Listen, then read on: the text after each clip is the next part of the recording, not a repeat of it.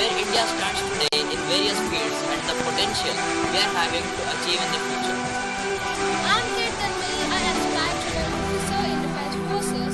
Today I'm here to take you on a journey of self-discovery. Hello everyone, it's me Kirtanvi from SAINIK School BIJAPUR. Aspire to be one of the most wanted pilot in Indian Air Force. And today I'll talk about the quickly charm of Indian culture. I'm Cadet Anisha Chatta and I aspire to become an Air Force officer. I'm going to talk about education and how it's linked to character development. I'm Cadet Spurti. I aspire to join Indian Armed Forces. I'm speaking about aligning vision and values to make an evolutionary leadership. Hello everyone, it's me Cadet Supre from SAINIK School Bijapur. I aspire to become a leading entrepreneur in manufacturing defense equipments. My topic is towards sustainable nation.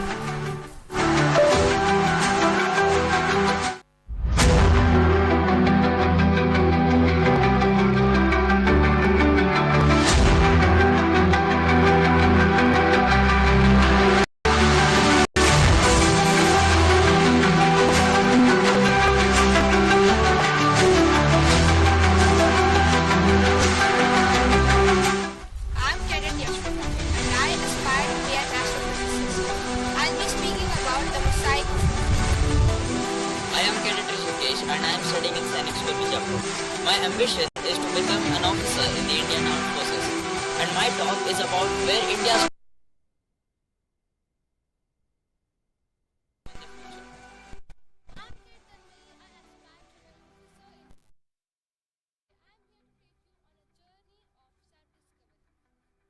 Hello everyone, it's me Kirtanvi from SAINIK School BIJAPur.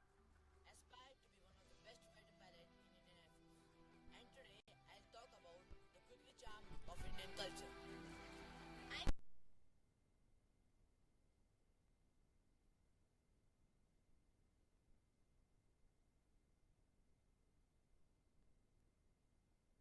I aspire to join Indian Armed Forces.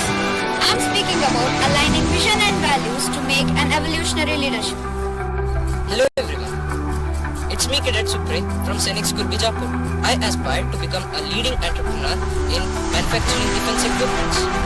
My topic is towards sustainable nation.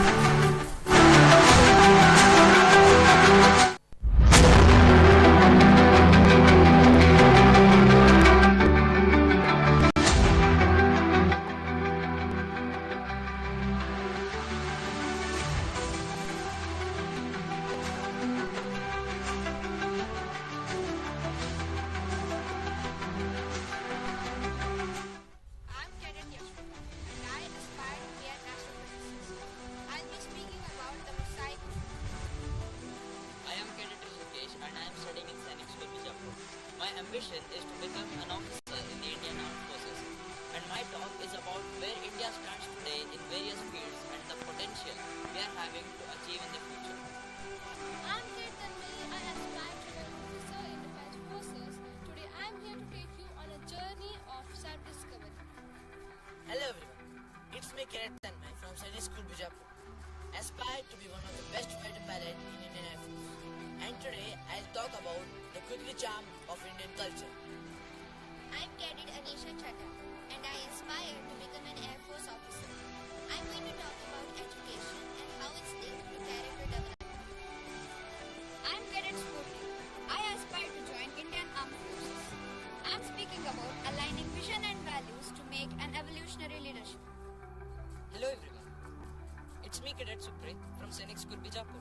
I aspire to become a leading entrepreneur in manufacturing defense equipments. My topic is towards sustainable nation.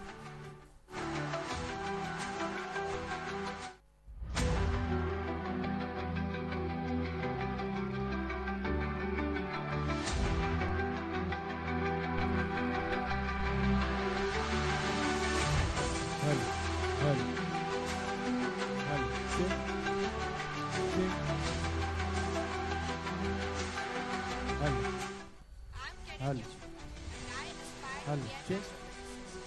I'll be speaking about the mosaic. I am Cadet Rishikesh and I am studying in SAINIK School Bijapur. My ambition is to become an officer in the Indian Armed Forces. And my talk is about where India stands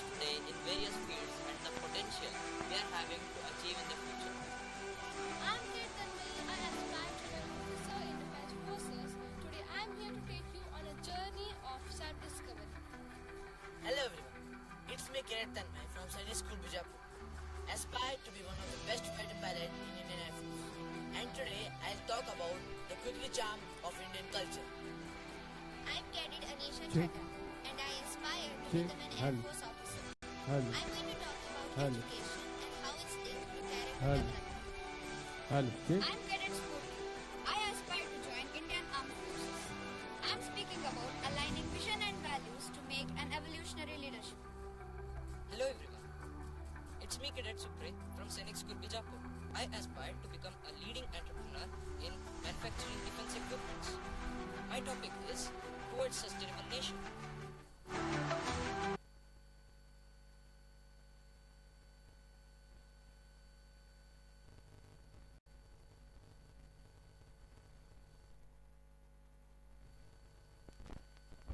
Hello. Check. Check. Hello.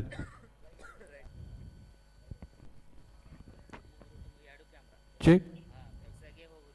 Hello. Hello.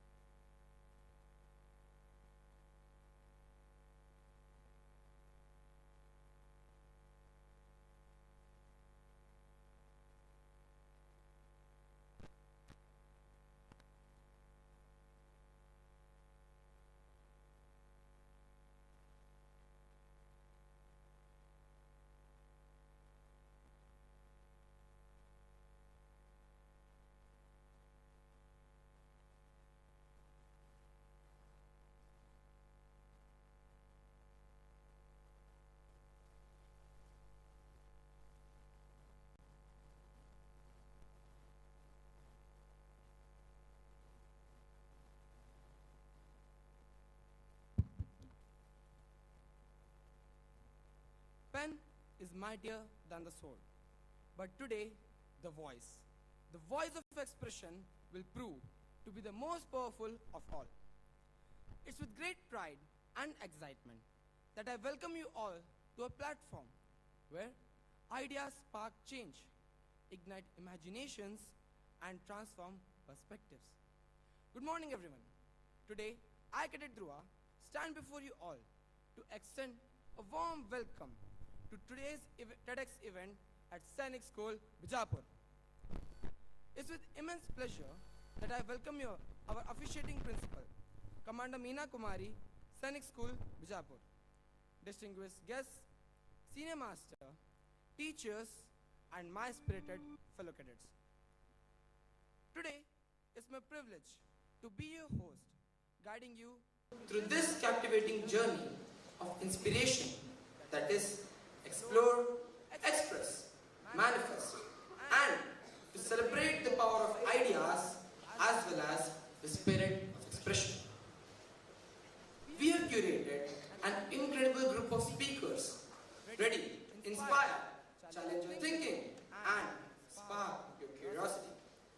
May this TEDx event open your mind, ignite your passion, and become a memorable journey of transformation, growth, and endless possibilities. TED is a global platform devoted to ideas worth spreading.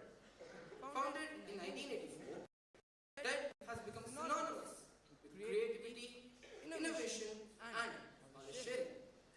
From world-renowned scientists to visionary entrepreneurs and inspiring storytellers, TED has hosted voices that have reshaped the way we see the world. TEDx, where X stands for Independently Organized Events, brings this vision closer to communities like ours, allowing schools, universities, and local organizers to host TED-like experiences. This platform empowers individuals to share unique stories and spark meaningful conversations, all aligned with the global TED spirit. Here at SAINIK School, BIJAPUR, today's TEDx event is a reflection of our school's commitment to fostering leadership, creativity, intellectual curiosity among cadets. Now, let us move forward with the official video of TED Talk.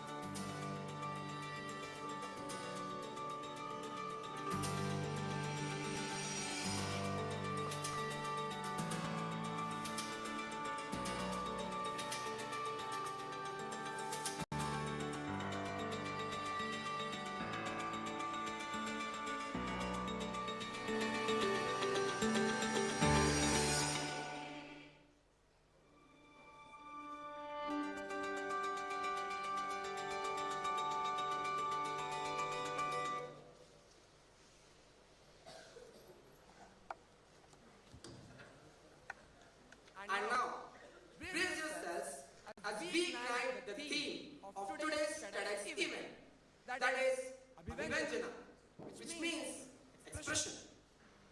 Expression is one of the most fundamental being human. It's whether how we convey our thoughts, emotions, and ideas to the world. Whether it's through words, art, actions, or innovation. Expression is the driving force behind communication, connection, and creativity. Abhivanjana goes beyond just speaking or writing. It's about finding your voice, daring to be authentic, and making a mark on the world in your own unique way. From a leader inspiring change, to an artist creating beauty, to a scientist solving complex problems, expression is at the core of all the breakthroughs. In the context of today's event, Abhivanjana reminds us of the power of sharing ideas openly and passionately. It is the call to embrace individuality, celebrate diversity, and ignite the courage to speak up for what matters. As we hear from our young speakers today, each will bring their own take on Abhivanjana. Their talks will explore how expression drives progress, fosters innovation, and empowers us to make a difference in the world. Let us celebrate the beauty of expressing who we are and what we stand for. It is an absolute honor to introduce our distinguished guest speaker, Dr. Shilpa Shetty Sonamne, a trailblazer with over 27 years of remarkable experience in teaching, training, mentoring, counseling across diverse fields such as education, hospitality, IT, and social causes. Ma'am's impressive academic journey includes an MA in English Literature, MA in Indology, MA in Gender Studies, an MFA in Fine Arts, and a PhD in Cultural Anthropology and Ethnography. With her research delving into spirit-worshipping cultures in India and Austro-Asian regions, her expertise spans English communication, soft skills, behavioral training, life skills, and holistic learning methodologies. She has contributed significantly to renowned institutions like Bharati Vidyapita and Sir J.J. School of Arts, where her innovative approaches to experiential learning and branding have inspired countless students and professionals. Beyond her academic and personal achievements, Dr. Shilpa Sonamne is a passionate advocate for inclusivity and empowerment, working tirelessly to support marginalized communities, including the transgender communities. Ma'am is also an accomplished author with 2 published books of poetry and an upcoming work exploring the concept of reverse parenting. As a cultural anthropologist, Indologist, and artist, she beautifully integrates her deep understanding of art, Indian heritage, and spirituality into her work, making her a beacon of inspiration for many. Today, I take this opportunity to invite Dr. Shilpa Sonamne to the stage. Please join me in giving her a warm round of applause.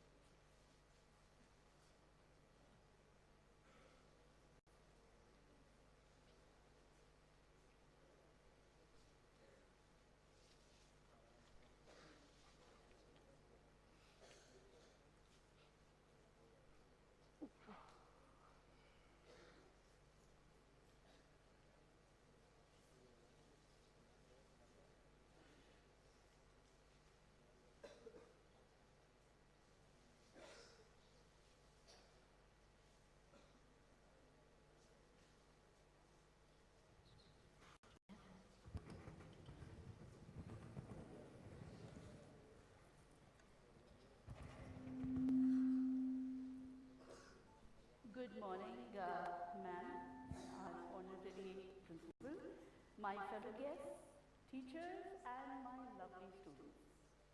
My Gen Z and Gen Alpha. You know what I'm talking about? Yes, you are Gen Z and Gen Alpha, and the sandwich in between us who are born are known as Gen Alpha. Sounds good, right? Okay, so today I'm going to talk about the book that is written and experiences in the journey I've gone through, experiencing and recovering, rediscovering myself. Like myself, many other teachers and parents who are of my age and my generation who would be benefited in understanding this concept of reverse psychology in parenting. Parenting doesn't only mean to be a parent, a father and a mother. I guess before a parent, the teachers are the first parents in school. So our teachers and our parents both should know what is known as reverse psychology in parenting. This journey is a little different, okay? So we start from here. I am a Gen X, where your teachers, where your parents are born, okay? Let me take you through the journey of all the generations. First comes the great generation.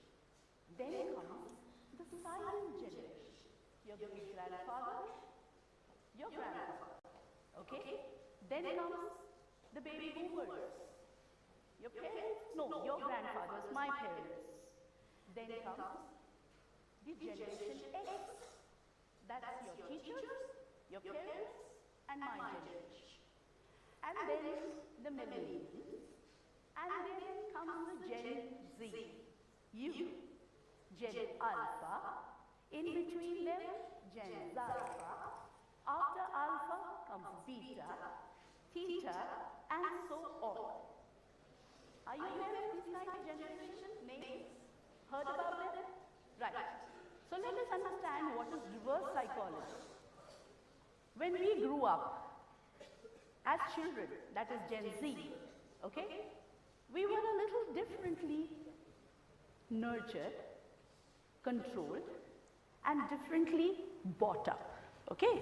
Now, how was the bringing up? For instance, when I was born, I was a little different. I was born a Gen X in Gen Z generation. Can you imagine the kind of complexities it was? Whenever the work was done, the study was done, the curiosity was always critiqued. Aren't you too fast? Aren't you different? Why are you like this? Or, why do you do so many things at the same time? How do you think like this? It's out of the box. That's how you are, the most intelligent, tech-savvy, and brilliant generation, Gen X. So, how do you use your power? Your power of intelligence, your power of acceptance, your power of adaptability, your power of resilience, your power of understanding, and the most important thing, your power of sustainability. In course of all the generations, we've enjoyed everything around us.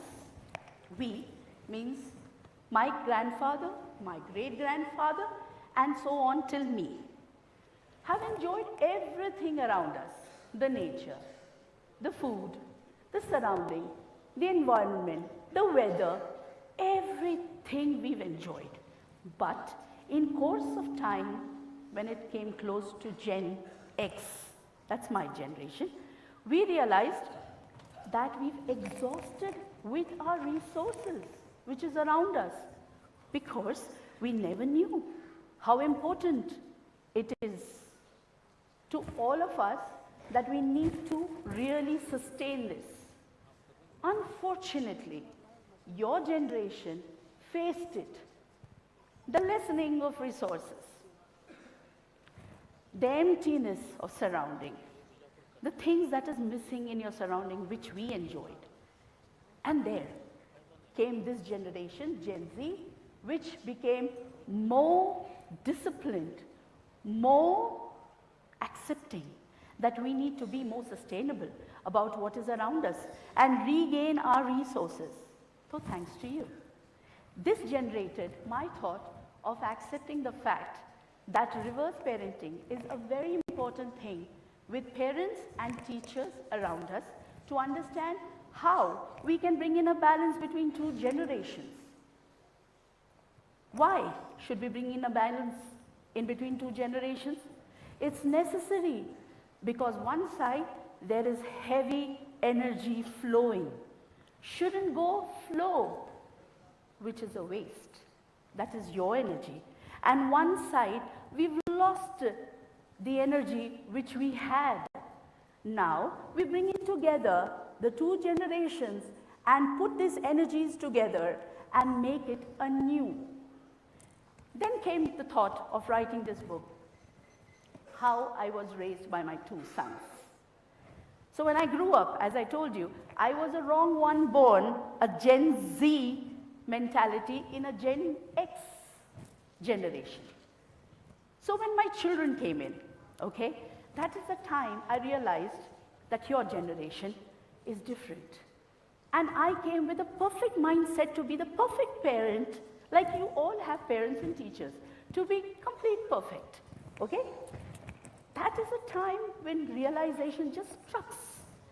In a second, when you realize that Gen Z thinks exactly in a different manner, which is filling in gap. If we do not fill in this particular gap, then there is a generation gap coming up, which I'm sure your parents and your grandparents.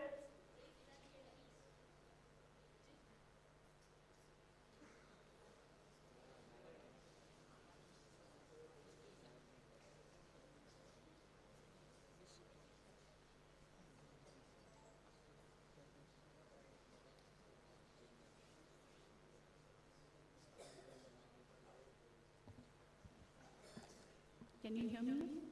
Okay, great. Sorry for that disturbance. But yeah, so Gen Z, what is the problem with Gen X and Gen Z? The problem is not anywhere. It is only that we have to bring in a balance in both of them. When did it start and how did it start? It started with an understanding being a perfect parent. When we become a perfect parent and a perfect teacher, we understand that we feel that we control. We tend to take everything in our hands and we want it to be perfect. When it started with this thought, many thoughts came into my mind and many experiences that was a part of this journey. The journey went in such a torrid way. It was a roller coaster because it's very difficult for Gen X to accept anything that is new. As a parent, I used to always feel, no, I think I'm right.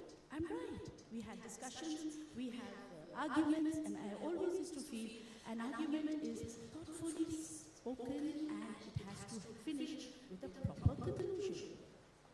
My children came and told me, you needn't be so perfect every time. Be a good listener. You're always thinking about what to speak next. You aren't thinking about what you're listening to. You aren't listening at all.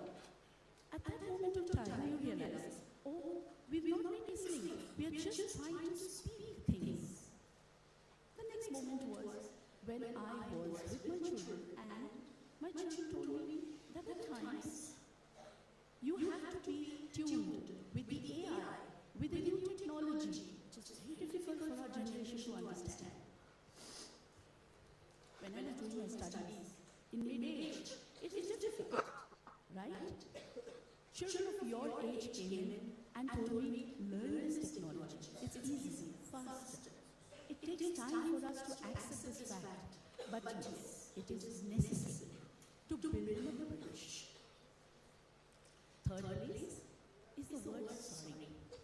You know, sorry is a very, very important thing, and we do not realize how important is sorry when a Gen X makes a mistake and says, oh, I don't think this is right, but I'm not sure about it. When you aren't sure is the time you have to be. Come down to the point of accepting how you are and what you're doing. It's a simple story. So, in reverse parenting or reverse psychology in parenting, it is important to understand that the next generation is faster, it's brilliant, and it is intellectual. And in that intense generation, how are we going to build in this gap? The gap is simple. It has to be a lot of resilience, a lot of adaptability, a lot of flexibility, not in the Gen Z, but in Gen X. We as parents, we as teachers have to understand that the next generation and the generation next and the generation next up to theta and so on are going to be more tech savvy, more brilliant, more resilient, more adaptable, more flexible as they grow. And with that, we have to pace up. And pacing up is not degrading. Pacing up is balance. And that balance will only come if we accept the facts. So, Gen Z and Zalfas who are in front of me, you know yourself better. You have made us as parents understand you better. Let us bring in that kind of a balance. As you are so tuned with today's world, why not educate your parents also? As teachers, I think, I have been a teacher, a trainer, and a professor for years together. But believe me, this very thought of building in generation gap has brought in a lot of bonding between me and my students. And that is full thanks for my children who have actually taught me to be what I am. Today, discovering that I can do a lot. I can achieve a lot. I can do things which your generation can do at this stage is just because thanks to your generation. It cannot be one way, right? So, reverse parenting means to understand this gap and fill in on both the sides. It is not from one side that we give it. Reverse parenting also means building up a stronger bond, relationship, which is one thing is missing in your generation. The value for relationships, the value for understanding who and what is important to us. And that, of course, you can learn it from your parents and your teachers. So it's a give and take relationship, right? All these things are not mere words. They are a part and parcel of your life. And both, as generations grow, as you grow up, the next generation comes, I think we all should learn to accept the fact that every generation brings in something new. And accepting makes it easier and makes us grow together. So, I want to end this up with a very beautiful note. When I was in a stage where I have accomplished what I could accomplish at an age which could not be possible, easily said, there was one statement from my son, that is from your generation. He said, you know something, you've been my best friend and a very good guide. But I should say, you've been my best student also. That was something that really moved me and touched me and even boosted me to learn more from you all. So cheers to your generation. Make the full use of your status in this presence and bringing the broad bond stronger with your teachers, your mentors, your guides, your parents, and your peers.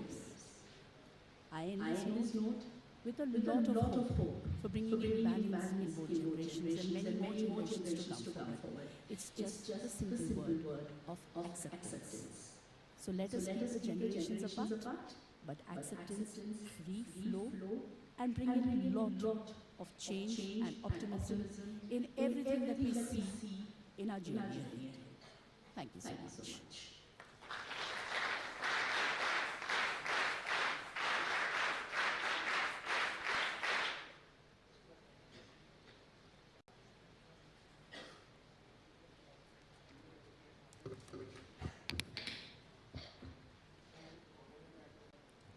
Thank you, ma'am, for gracing us with your presence and sharing such profound insights.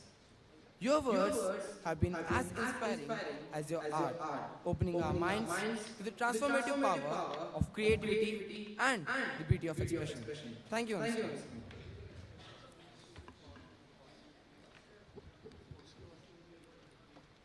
It's a privilege to introduce our next speaker, Mr. Rajendra Patil, a celebrated abstract artist whose extraordinary creativity has earned him recognition in both India and on the global stage.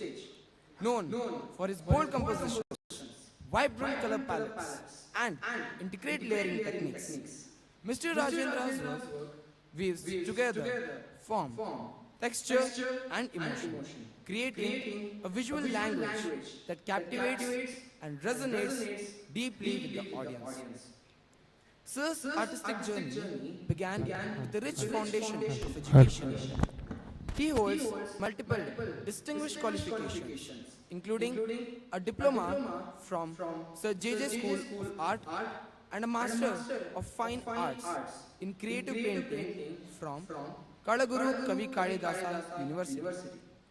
His academic excellence has been recognized with gold medals and prestigious awards, reflecting his dedication to mastering his craft.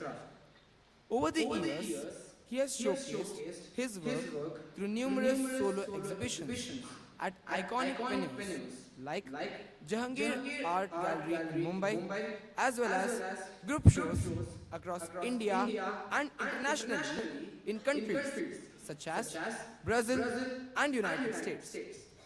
His contributions to the art world have been widely celebrated with honors including the Bombay Art Society Gold Medal and Maharashtra State Art Award.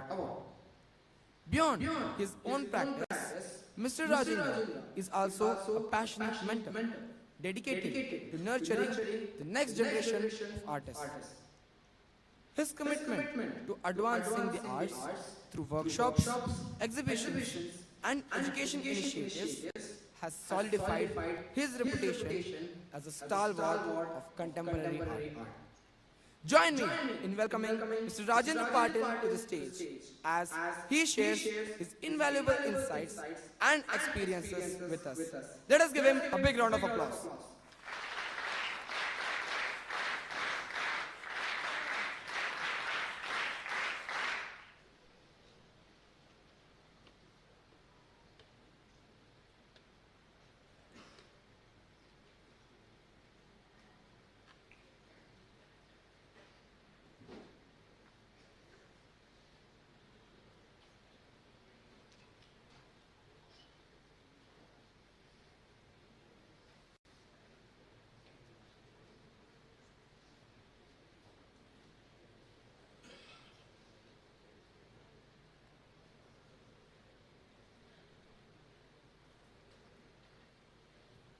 Namaskar. Honorable Principal Meena Kumari ji and teaching faculty of BIJAPUR schools and all students and respected guest speakers. I am here to talk about me and my heart and what I do at home and the given topic is expressions. So expression is a very fundamental urge of the human mind where its art and life start. So first I will introduce myself. I come from a small village from Chopla, small tehsil from Bellore district. And my background is a joint family, 100 people stay together in small village. So my school life, I spent 20 years around in my native place, and I come from a very small from practical family whose work style very associated with the rotated trades in agriculture and all that. So I enjoy my entire childhood in the rivers and mountains, climbing on the tree and all that. So everybody must have gone through the experience which counts very much important in expression art like that. So I am very fortunate to being from that generation. I study experience more than school. The practical experiences we spent in farms and gardens, so many things which was very opportunity we got, that generation we got from the root. And suddenly I shifted to Bombay, and I spent my 40 year in Bombay, and I studied very premier institutes, such like JJ School of Art, Ramnarayan Roya College, JVS College, and so many. And I did my post-graduation teachers training diplomas. I did the 3-time teachers training, sorry. But apart from that, I don't wanted to be a teacher, but fortunately to continue my art form. So it was a source of my income to build my art forms, and which I had to prove, experiences to prove through my art forms also. So fortunately, I got the jobs suddenly after I finished my post-graduation in JJ, and I started teaching over there. So just last year I retired from the School of Art, from the teachers training department as well. So teachers training gives a lot of sources, how to discipline yourself, how to teach art, what is the art actually, and how it should be taken from the beginning. There are many of the formulas are there, from Froebel, Montessori, and all Kilpatrick, and many of the Rousseau, Gandhi, and Mahatma, and Vinoba Bhave, many of them given the doctrine aspect for the teaching, and we are very fortunate we adopted different teaching methodology and all that. So I seen many of the professors who were very acclaimed in education, like Professor Shani, Dr. Arwade, and many of my teachers were actually Shahu Raja from JJ School. He was the economist, but I was not good at that teacher. I come from very rural background, and I combined both experiences, rural and urban. So, and I stayed in very different places in Bombay, like Worli, Kurla, many of the chawls and buildings. So I shifted to different places in Bombay, and I studied a life pattern also in Bombay, how the pattern of lives are different in Bombay. So it's effect on my art but still I maintain my root things which I exercise in my art form. I do abstracts, and which is very traditionally we call that Bombay Abstract School, and I inspire from many gurus like Gaitonde, Palsikar, Mohan Samant. And fortunately, we have the good lineage of the artists in India. And teach the student, I will ask you to be very curious about what we are in our industry of art now. Design industry is growing very fast, but in general, student knows the footballers and scientists and heroes and actors, but they don't know what is the practice of the sculptures, paintings. They do know, but they know the very brief knowledge of that. But you must know who is the architect, who are the famous fine Indian artists, who are the printmakers, who are the sculptors.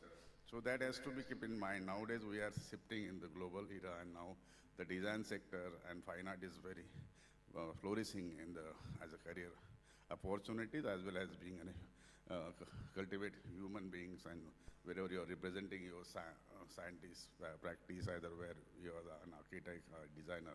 But you must be keep in mind for 10 best sculptor, who are the best sculptor in India, who are the best 5 painter, 10 painter from Bijapur, who is from Bangalore, who is good painter, Mr. S.G. Vasudeva, Mr. Bhaskaran is there. South India, there's plenty of the artists, those are acclaimed and internationally. Mr. C.K. Bose is organizing the Kochi Biennale. So there is also sector has to be looked after by the students, and I which you will be knowing that art. What is art actually? Art is very essential from the beginning in the human life pattern. So science come later, and we gone through the very older civilization like Indus civilizations, Assyrians, Sumerians. There are plenty of the things, Egyptian culture. We can see the lot of things were developed before the science, and how it was associated with humankind, expression, and development of the life, and how they took forward to generation. And somebody said that the Indian peoples are assimilation by trials. We came from different regions, Iranian, Persians, and many of the invaders came into India, and that was in different dynasty. There was a different characteristic of life patterns. So you can see from the Chandragupta Maurya to the Bhoja industry to the Chola and all that. So there is a gradual changes in every decade, and 200 years, 300 years, British to British era.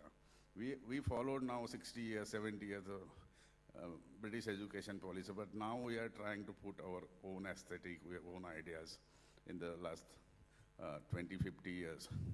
So Indian government is putting policy, put forward our Indianness and Indian aesthetic. What is the bhava? What is the rasa? What is the medieval time? Where life was very beautifully cultured before invaders came to the India.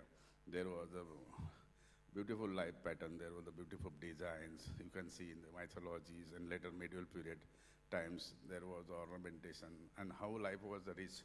Even food and everything was different, and now we gone through the 1,000 years we spent in a complexity of the different invaders periods. So that also Indian miniatures and many of the art form we can observe from that. There was also different cultural changes and their costumes, their foods, and many things we adopted. That is why Romila Thopar called this as Thopar called it is assimilation by trial and all that. So there are the cultural combinations of the different form of the lifestyles, and we can say that this will help to the next level understanding of the culture and art. And culture is more than geography, I can say that Amartya Sen says when I speak. So culture is very important, and art, your soul is very important to be alive. And art and sport help you lots in making your personality wherever you goes. So these two faculties very important for your things. What you are doing business, whether you are doing any technological things, but what creativity and expressions will add you more value in your whatever is the program. So that I can show some of my work video here, so you can understand what about myself. So if it is possible, he can play the role. Video over there. And again, I will say about the imaginations and all memories and all these powers. Through the art and sport, you can empower it and in our souls. So create how you imagine is very important. Imagination is the different factors are there. So how you can there is some certain forms of what I practice. It is not directly swam from nature, but there are some tools, ingredient tools, and some of the two weapons.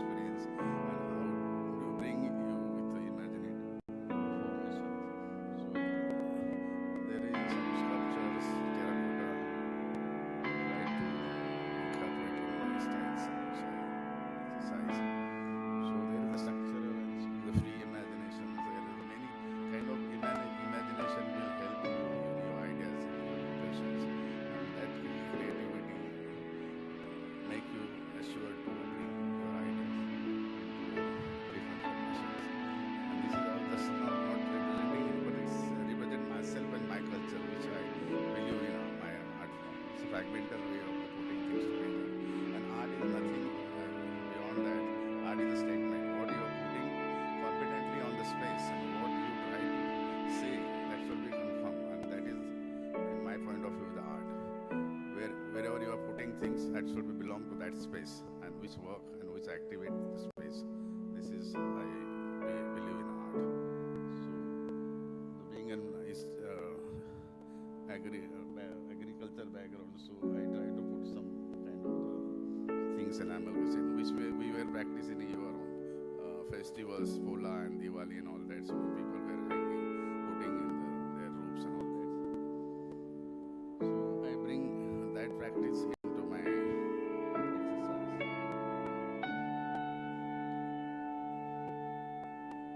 Continue. And then again about art practice, there are plenty of the opportunities and possibilities to bring in your personality through the art. Because art help you to be a very confident, very assured about your profession, whether you are engineer, whether you are doctor, but you should be a thinker and pursue the things from your real life experiences, which help your personality to grow and perform into wherever the subject area you try to practice. So my personal experiences about the art and all that, which are the difference, and being a teacher, I taught 32 years in a college. So teaching art is very important things, but nowadays schools and administrations were not taking serious last 20 years. They were in Rajasthan, there was no recruitment for the art. And MP, there is no teacher, actually trained teacher into their school curriculums, and they are just providing this. But this is I'm not criticizing system, but nowadays the new education policy, the PM Modi and all given very important to the art in general student, also science and engineering. There is some weightage that's given to be the art learning, because it's very important factor, the sport and art into growing their things. So again, I am talking about the abstractions. Indian abstraction is a very different part of life. So there is our philosophy is a very abstract, basically. Otherwise, we learn the abstract theory from the West, generally from Malevich and Kandinsky and many Walkley and American abstractions. We follow the Picasso and all that. And always we try to give the references from that point of view, where I do practice in art and abstraction. But here in India, we have the gurus and rishis and munis, and there are many roots, Veda and many philosophy, very complex philosophy we exercise through the generations. And we are gone through the all practices, the mantras and all, and many sciences which are the medieval times. We forgot that practice, and later on we were copying from the West and all that. But Indian Tyaga and Vairagya, it's kind of the larger philosophies from the Jainism, Buddhism and Hinduism, even Vedic culture. We have gone through the many abstract and complex philosophy and contests we practice, and we included in our life pattern in different generations. So there is a Indian abstract, that is why Gaitonde's painting different than Makrotko. If you see the Makrotko, there is a spiritual exercise in different, in Gaitonde, Ambadas, and many of the people who established their different philosophical point of view, like Jain, the Hindu philosophy, mantra and tantra. Son Kadri, you must be knowing the name, who established himself through the mantras and all that. Birende is there. Raja is established his own vibrant color from Rajasthan. Why this yellow and why red and why orange? Because of the Rajasthan culture is very different, because they are living in that gray, muddy kind of background. So that's why their life bring they attracted to many colors in their draperies and their dresses and costumes in Rajasthan. That's why Raja inspired from that region. So how color, hungriness of the color, which shows in Rajasthan culture. So different situations, situations give you why the European artist is grey, why Chinese painting look like that, because geography impact on the art form as well. That is a very different subject also, why people look like that. Even in the form of any stones, either anything which is changed by the source of nature, that is why humankind and the animals also change their form in a look like that way. So anthropologically, I don't know detail much about it, but geographically, the changes of the forms of any organic and some man-made object also change into different formation. Here also again same, I'm depicted my sculpture and terracotta and all that. So again, I'm talking about the how form and how space is different. We are in a different spaces. Your mental space, you have the two-dimensional space, you have the three-dimensional, the congested space. So there is plenty of the spaces we play. And space is very important, and background is very important to associate and bring you in a particular form in focus. And you have to create your own background. So you have to stick with your own values, your traditions, and where you come from, and how it support you, and which background make you more dominant and which special. That I try to bring in my form painting also. So these are again similar kind of form, but this is another exhibitions we had in the private gallery recently. So I try my own level best, whichever I exercise. And again, talking about the sculptures. This is a very simply terracotta works I depicted it. And there is the metal casting, some of the metal casting work. Where you can find in my work of art some the trees and sort of mountains, some equipments and birds and all. Many you cannot resemble like any things we can recognize this that, but still look like something like that, which relate. This is not anything. This is the formless and again forms. The embodied way. This is through the. I try to give them some image some kind of the recognized thing, but all same time it is non-objective as well. So both the things are combined. That is called, we call Chedan Bindu, and that is introspection of formations, which I try to establish in my art. Introspection means nowadays it is from the, you can see the Barve's painting. Prabhakar Barve, you must be knowing, the Indian, very talented the artist. He is a teacher of the all artists and all that. So who try to give some recognizable thing and providing something abstract and something extraordinary visuals in a space and weight of the form, and how we can give the clue to the someone to came into the art space. That is very important. You should invite the viewers to in your space, and then he should be entertained and take some different essence, rasas from that, and which help you to your exercise.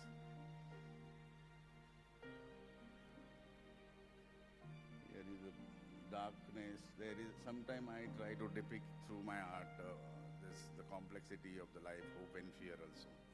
The fear and hope, the two sides of the parameter of the lives.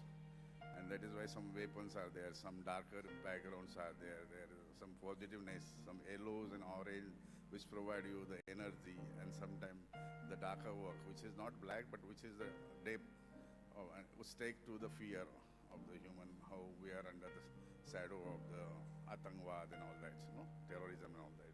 So once I did my installation on the terrorism also, how we are under the shadow of the equipment and weapon on hanging on our head. So it's all complex city and everything. This art is not actually provoking and giving philosophy to the viewers.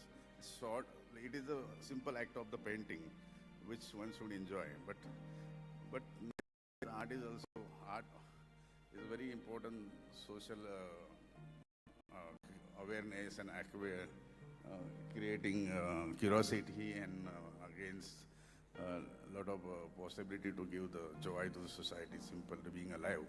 It's very important task for the art. And open fair is very complex. This is pulling, I'm not putting that much harder philosophy on viewers, but this is again pulling notes on from the camel bags like that. So this is the simple expression to be keep alive, being oneself and myself as being an artist.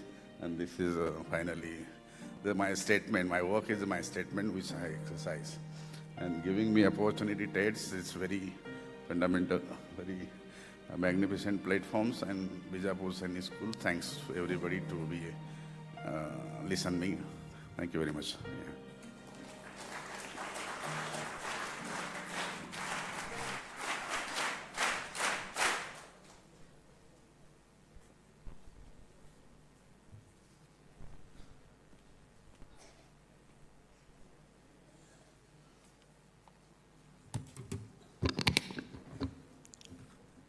Thank you, sir, for the insights that you have shared that serves as a beacon of what is possible when creativity and purpose comes together to solve real-world challenges. Now, we shift our attention to the talented young minds of SAINIK School, Bijapur, as our cadet speakers take the stage to share their perspectives and ideas. Our first cadet speaker is someone who truly embodies excellence in every sense, Cadet Ashwita. She is not only a brilliant student in academics, but also a gifted artist and a star athlete.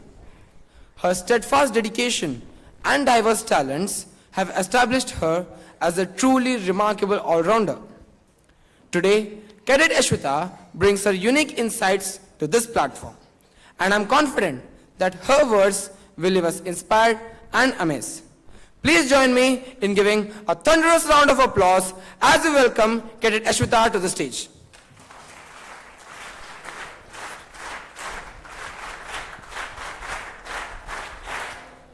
Greetings and salutations. I'm Cadet Ashwita. I can't let go of myself. I don't have to. For my feelings don't wither like a flower. For my smile doesn't fade like the moon. For my love doesn't end like the ocean. Flower withers, moon fades, and the ocean ends. I can't let go of myself. I don't have to. Honestly, it's quite intimidating to be standing up here and speaking to you all. But I hope that my emotions, my feelings will all be conveyed. Today, we will ponder upon a question that is often than not considered to be baseless. That is, who I truly am. How do I reconcile with all the parts of me? Our life is something that has been solely given to us and will ever remain truly ours. But it sure is disheartening if we have to live according to the expectations laid upon us. It is utter vain to lead a life unlike our heart desires, almost depriving ourselves of the very beauty of life and dismissing the very essence of it. People have an essence, but on top of that essence are so many things that make them who they are. So now, what makes me me? That's a question that I often tend to ask myself, but I end up wondering since I have so many quirks that make me me. Let's begin with the one that I rather recently embraced. That is the poem. 2 monsoons back in time, the rain was pouring. That was when I realized I could listen to the soft patter on my roof and smell the stretch of wildflowers in the temperature that filled my lungs. That was the very moment that it struck me. Deep within me was a poet unleashed. And it's a boon for me to be able to write, put out my emotions onto the paper, though it is a sort of bittersweet torture of being brutally honest. since only the ones who have been through the same kind of excruciating torture will be able to untangle your emotions. We poets ever so shamelessly exploit our experiences and put it out naked for the world to see. It is only when I've looked deep within myself, criticized every part of my being, and devoted myself to the process of selflessness, is when I've been able to create something that the world hasn't conceived of yet. And people are such that they appreciate my work, artist's strokes, a musician's melodies, or even a dancer's graceful moves. Not because they entirely understand the meaning behind it, but rather the true essence of it, however, remains incoherent to them. Emotions, as I exist, make up a huge part of me. And within me are emotions that could create heavens in havoc, shine starlight in the darkest of days, churn up the deepest of oceans, and sing to sleep the most arduous of nights. Those emotions, however, exist within me and you, but it's your choice whether or not you acknowledge them. The poet in me is now awakened in the process of procuring my full potential, not just on a whim of being a teenager though. So, I go by my pen name, Blue Butterfly. Why Blue Butterfly specifically? Blue Butterfly is christened by a dear friend of mine. Butterflies symbolize metamorphosis, which I underwent by discovering my passion for poetry. Blue butterflies are considered to be rare and beautiful. That's what I am when I write. When I'm with no filters, I am me that no one else could be, and I'm me who doesn't want to be anyone else either. I am everything that I feel. I'm vulnerable to the paper in front of me, and that's what makes me anti-fragile. So another question here is, where do I draw inspiration for my poems? It's from the vast, boundless sky that gives me wings to fly towards my dream of being an astrophysicist. So you see, poetry and astrophysics are an inevitable part of me, perfectly laced into my existence. Now, what defines silence? Silence speaks for the part of life that is beyond words. What happens when it rains down on your favorite picnic day? Everything is damp, everything is dismal. That's how my heart feels about not being able to fit into the presumed standards, where everything is askew, everything is where it's not supposed to be.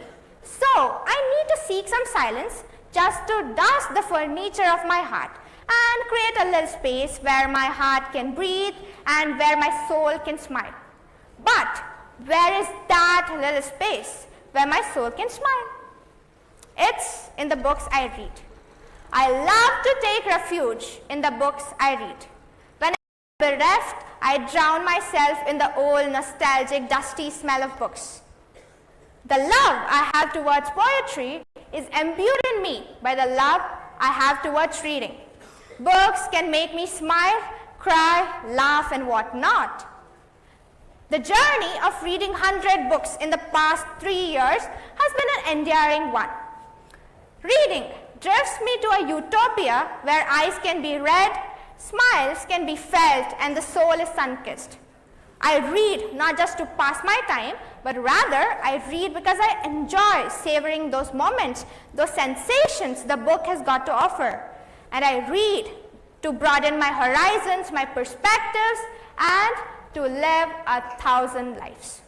One has to be liberal enough to accept knowledge in whatever form it embodies, even when it transcends the barriers of language. So, I choose to be a multilingual.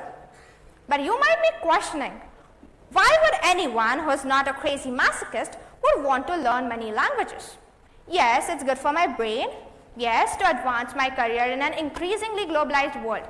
But more importantly, as potentially excruciating as it is for those curious enough to see the world as it is and those brave enough to tear down the veils of bigotry instead of comfortably hiding behind the linguistic barrier and know your fellow human beings or even the so-called enemies. I am by no means accusing those not fond of foreign languages of being cowards. Acquiring knowledge almost by definition is a sort of masochism, and language learning is no such exception though. But in such pain, perhaps only in such pain, can we overcome misunderstandings, bridge cultures and civilizations, and bring about peace and prosperity in the world we live in today. Art and music do the same thing to me. They are considered to be the universal languages. They defy all the barriers of language. They connect people beyond human demarcations. Art and music both have been a part and parcel of my life as long as I can remember. Music taught me how to love myself, and art has taught me how to embrace the imperfection around me. To this day, I sketch and I sing, for I find solace and hope in doing so, and it keeps the child alive in me. At first, I thought I wanted to keep all my life separate. I wanted to assume one persona in one situation and another in another. But it's slowly bleeding onto each other. In order to do that, you need to do it in spite of the fear.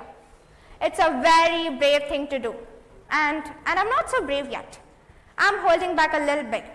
But the goal is to eventually just let go, enjoy being me.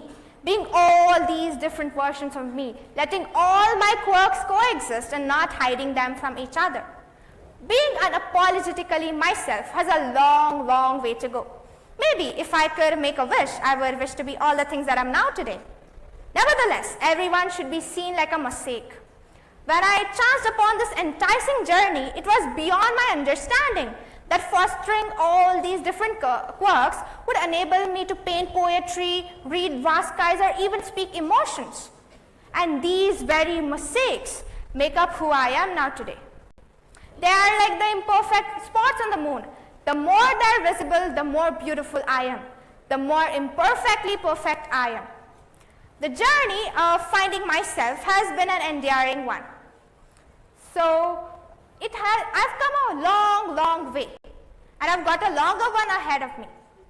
Before I conclude, I would be reciting a poem of mine. Please don't mind my voice. Caught we in the frost and flame, a tango dance we play this game. Your heart's a riddle, a cryptic sign. The frost that bites leaves me alone. Thank you.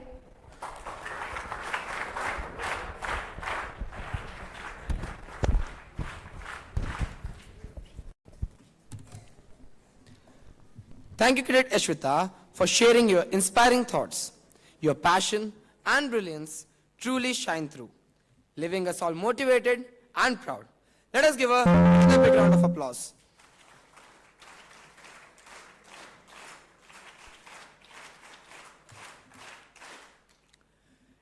It's a proud privilege to introduce our next speaker, Mr. R.S. Hiremat, a proud Ajit and illustrious alumnus of SAINIK School, BIJAPUR, who has spent his formative years in this very campus. He is a distinguished mechanical engineer and a social entrepreneur. His contributions have made significant impact both nationally and globally.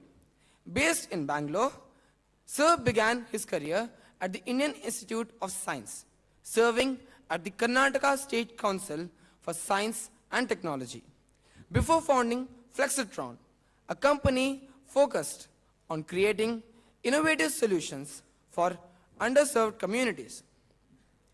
With an outstanding 675 innovations to his name, 225 of which are commercialized and benefiting millions around the world. Mr. Hiremat has shown how technology can be harnessed to address pressing social needs. His expertise is widely sought after solving complex technical challenges and pioneering transformative solutions. Sir's work has earned him 4 national awards from the Government of India, and his efforts in shaping policies and mentoring innovators have cemented his reputation as a leader in his field. Today, he dedicates his energy to fostering creativity in young minds, guiding startups, and nurturing the next generation of innovators. Please join me in welcoming Mr. R.S. Hiramad to the stage as he shares his invaluable insights and experiences with us. Sir, please.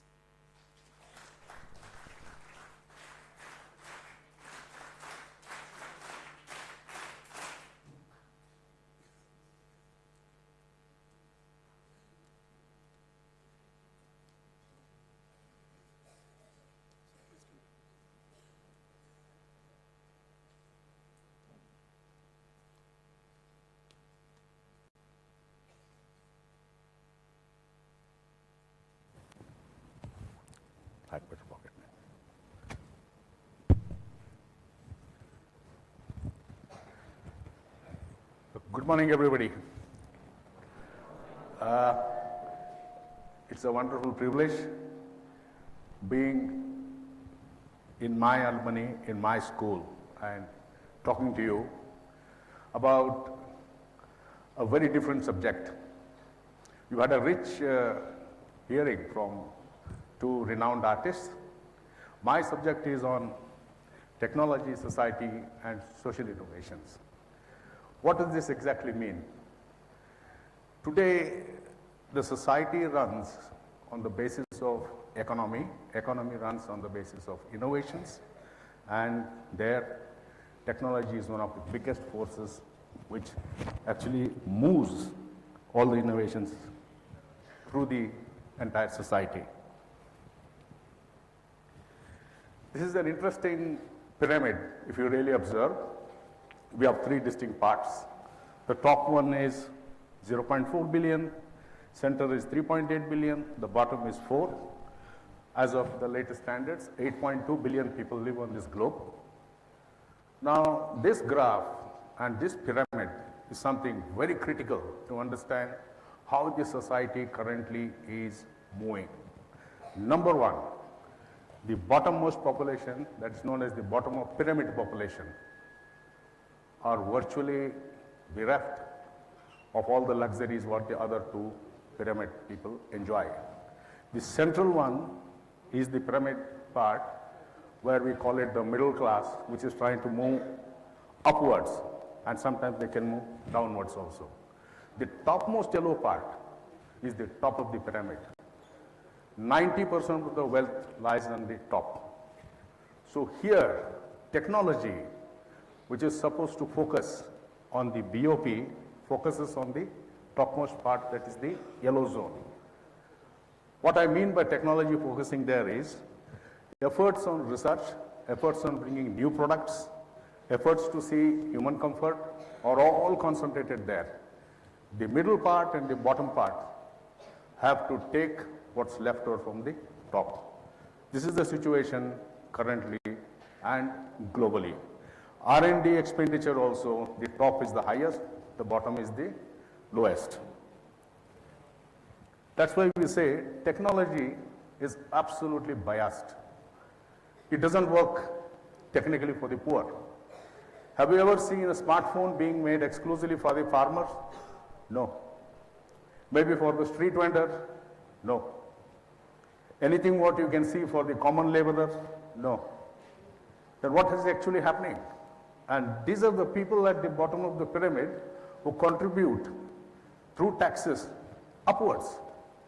But yet, the offerings they get from the technology is only the leftover. And this is where social innovators, as I call it, come into picture. And when I say social innovation, I say when you make an innovation, what you affect is bring a quantum change, a macro change, or a micro change in an existing system, or something absolutely new. But according to me, a social innovator should be one who brings change into the society, and especially for the people who require it the most. That is the bottom of the pyramid. So the BOP population, this is a new terminology which came in after Professor C.K. Prahlad, who is known as the guru of marketing and guru of management. He coined the term And thereafter, the bottom of the pyramid thing went, and it was not well defined till then, but now it is very clearly defined. World Bank makes a note of this. Everyone says, oh yes, there is a set of population which is known as the bottom of the pyramid. Now, this is something extremely interesting. If you see the human needs, we have one, the real needs, the felt needs, perceived needs, aspirational needs. When I mean real need, just imagine it's raining, you need an umbrella. That's a real need. But then the felt need is the umbrella should be lightweight, it should not run away with the breeze. And then you have the perceived need. Oh, supposing the umbrella is more colorful and I stand out with the umbrella. Aspirational needs is the umbrella should be big enough to hold 2 or 3 people under it.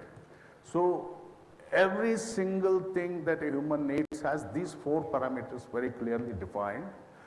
And so are these parameters defined even for the poorest population in the world. The poor also imagine about their requirements in exactly the same manner, in these 4 paradigms. The real needs, for example, are something very interesting, specifically for shelter. Then we have for cheap food, appropriate clothes, and tools for empowerment. This is what the BOP actually requires. They say, we need a good home to stay. We need cheap food, which I can afford, which is nutritious and nice. Then I need good clothes. I also need something, a tool in terms of technology or some other method which can increase my income. For example, you take a vegetable seller on the streets. Now this person, when he sells the vegetables, as the time starts clicking towards noon and as it becomes evening, he slowly draws himself into a different curve, because if he does not sell all his vegetables, he has to go back home with a product which is not good the next day. It perishes. So his thought is, I don't have a refrigerator. I cannot store this vegetable. Could there be a mass refrigerator where we deposit unsold vegetables and we take it out the next day? The needs of this society, the BOP, are complex, very simple, very straight, but the technology doesn't work. They don't work on this point. Rather, you will see advertisements. We have a 100-liter refrigerator, 2 compartments, 6 compartments, 10 compartments. It's all for the top mass and the middle. The bottom, they have to just look at it. It's of no utility value to them.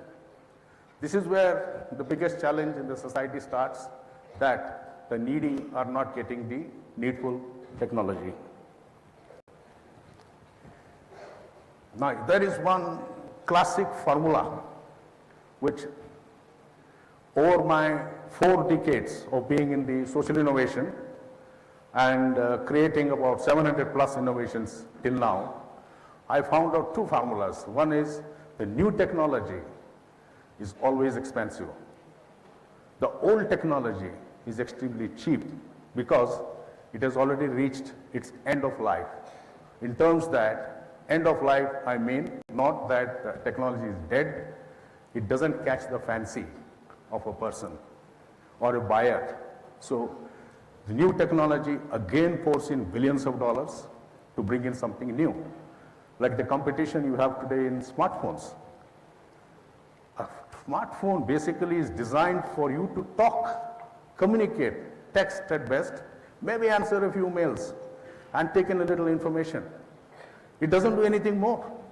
If you take the smartphone what was designed a decade ago to the smartphones that are rolling out now, they're basically all the same. Now how did they push it? This is where the companies design the perceived demand and the aspirational demand, packing that into your minds to make you buy new phones, while the BOP population is simply left behind looking for what is in it for us. There is nothing in it because they can't reach. A laborer cannot afford a 50,000, 60,000 telephone. So he goes down to affording something else.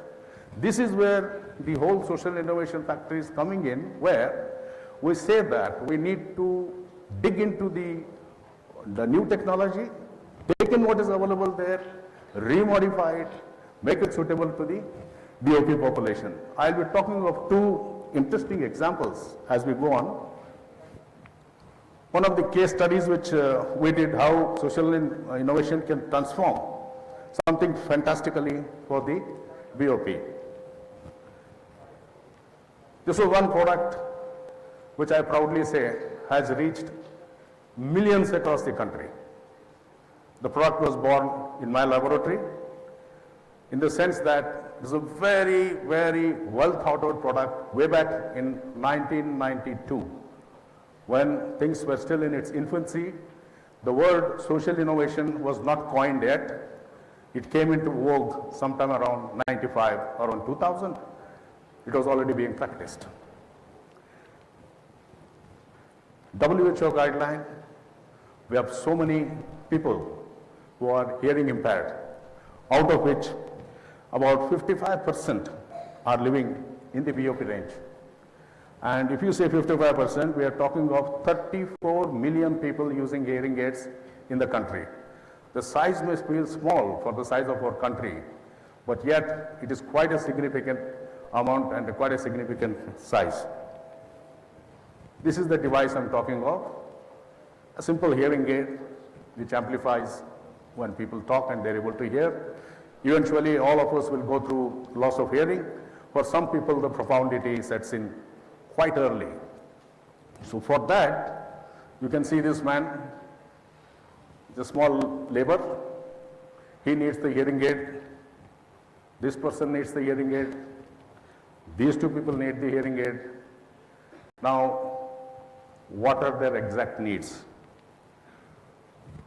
We can see the real needs was there should be no battery to replace.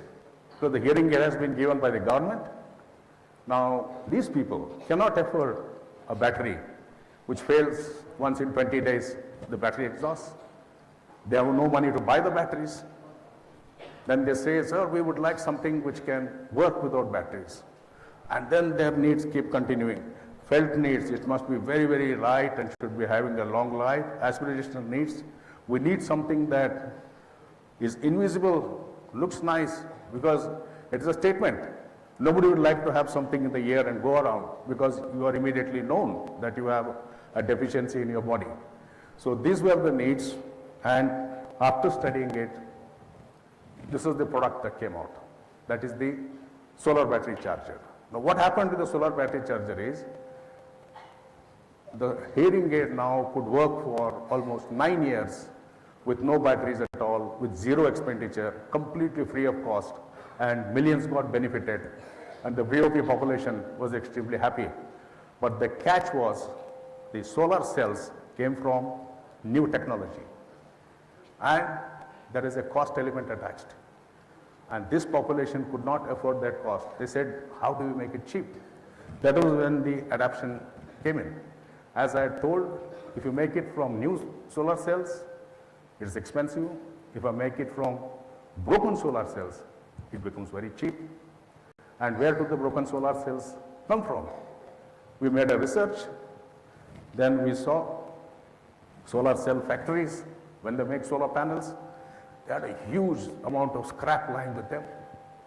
And it was a disposal issue for them because disposing the spent solar cells, there were environmental hazards, and the government was very strict about it. They didn't know what to do with it, including the space grade solar cells.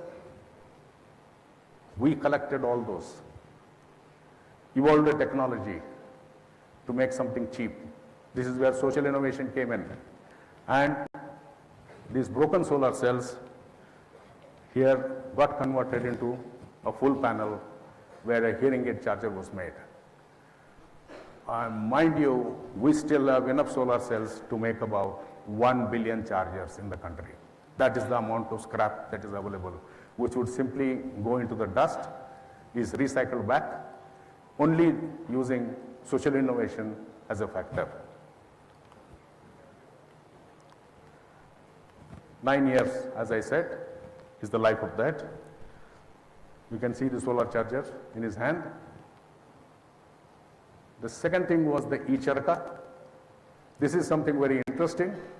The Gandhi charka and the Khadi field, where Khadi was produced in the country, it's more symbolic. Also, empowering agent in far-flung areas like Kutch region, borders of India in Rajasthan, Gujarat, very poor farmers. There are virtually nothing there with which they can make a living. They use the charka to produce khadi and they would earn some amount of money. They also had some needs. Now, this charka, as I mentioned, this is a lady who's making khadi. She says, sir, along with this khadi, because I'm getting too little money, is there something additional you can give us? And mind you, these people live in very small places, in huts with no electricity. Though we claim electricity has reached everywhere, but there are still some difficult areas where khadi spinners do not have even a basic light at home. They discussed with me, and thereafter the real needs and the felt needs were discussed. And we converted the khadi charka into an e-charka. Now what happens with the e-charka is very simple. The spinning of the khadi charka also generates electricity. With that electricity, they could light up their little homes. The aspirational needs and the real needs were both met with the profession what they were doing without getting disturbed. And the BOP population says, the light is a game changer for us. You can see the e-charka here, the generator what got attached with it. This is the light. The game changer was that enough light to cook, enough light to read for a kid, and this came to them through that humble instrument called charka. Because of the social innovation that got packaged into it.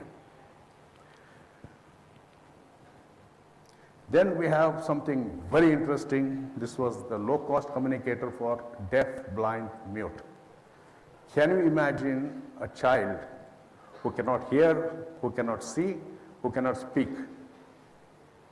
The child only makes some unusual noises which the mother knows.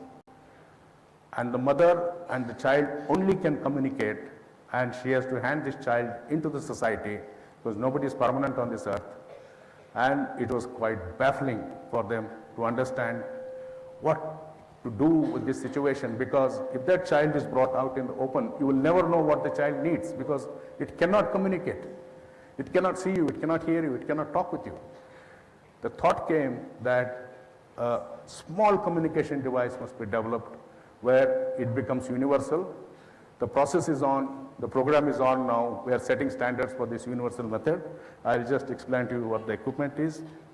You can see over about 500,000 population in the country. We have children who are deaf, mute, blind. We still do not know in the hinterlands, in the villages, that could be more. So this was the real need, how it communicates with the outside world, and the felt need was how do we integrate the child into the society. The picture is of a deaf, mute, blind child. We used the power of 3D printing. Now what 3D printing did? 3D printing can bring about a tactile word. A tactile word is something which you can feel with fingers.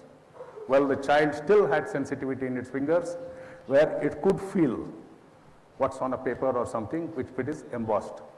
3D printing was used, and then we made a very simple communication device which covers the basic things: drinking water, toilet, change of undergarments, and something to play. These 4 parameters were put in, and thereafter it will start incrementally growing.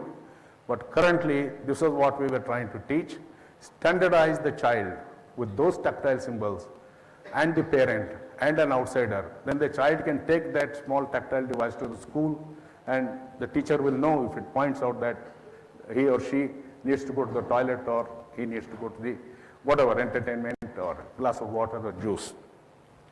So these were different symbols that were put in. The toilet and change of undergarments, and then the child is being trained into. Then we had the child to associate with the figure and make symbols that, yes, I'm ready, this is me. And then the parents were sensitized. The biggest part was the parent passing on the communication device and the child to the outside world. And here it existed, okay?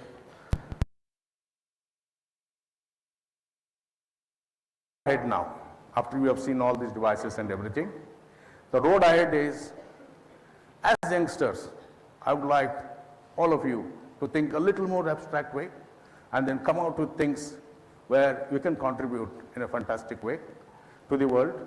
And as my contribution, I am creating globally a variety of social innovators in about 63 countries. In the sense, I have not traveled, all of them gather at some places and we train them. Here is a small glimpse of those people.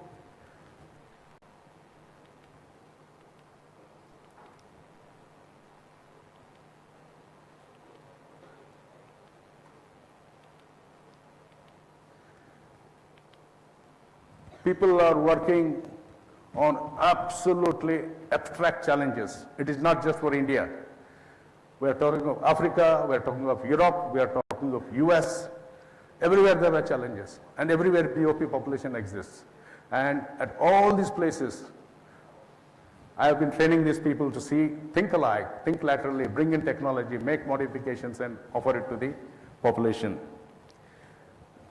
This is it. I think vision with action can change the whole world, especially with social innovation. Thank you. That was a wonderful time I spent with you all.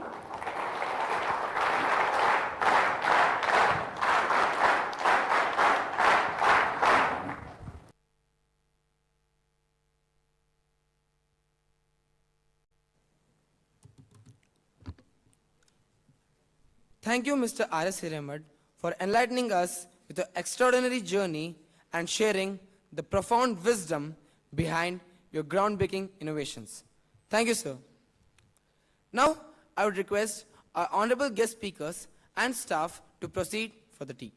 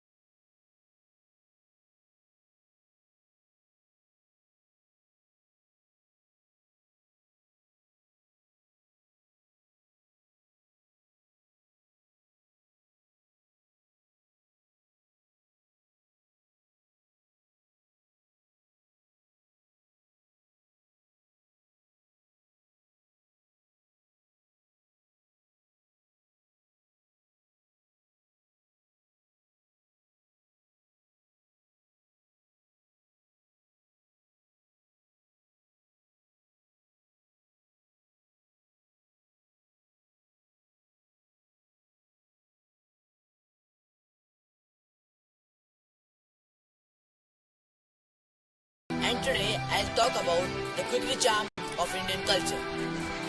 I'm Cadet Anisha Chadha and I aspire to become an Air Force officer. I'm going to talk about education and how it's linked to character development. I'm Cadet Spurti. I aspire to join Indian Armed Forces. I'm speaking about aligning vision and values to make an evolutionary leadership. Hello everyone. It's me Cadet Supre from SAINIK School Bijapur. I aspire to become a leading entrepreneur in manufacturing defense equipments. My topic is Towards Sustainable Nation.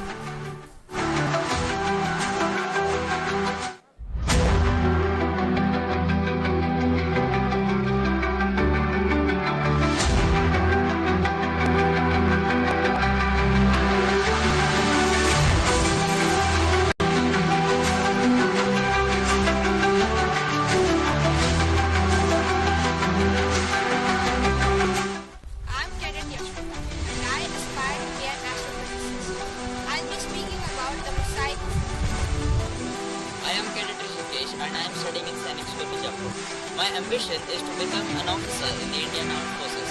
And my talk is about where India stands today in various fields and the potential we are having to achieve in the future.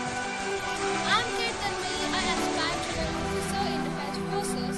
Today I'm here to take you on a journey of self-discovery. Hello everyone. It's me Kirat Tanmay from SAINIK School Bijapur. Aspire to be one of the best fighter pilots in Indian Air Force. And today I'll talk about the quickly charm of Indian culture. I'm Cadet Anisha Chadha and I aspire to become an Air Force officer.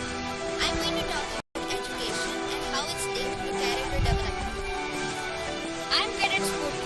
I aspire to join Indian Armed Forces. I'm speaking about aligning vision and values to make an evolutionary leadership. Hello everyone. It's me Cadet Supre from SAINIK School Bijapur. I aspire to become a leading entrepreneur in manufacturing defense equipments. My topic is Towards Sustainable Nation.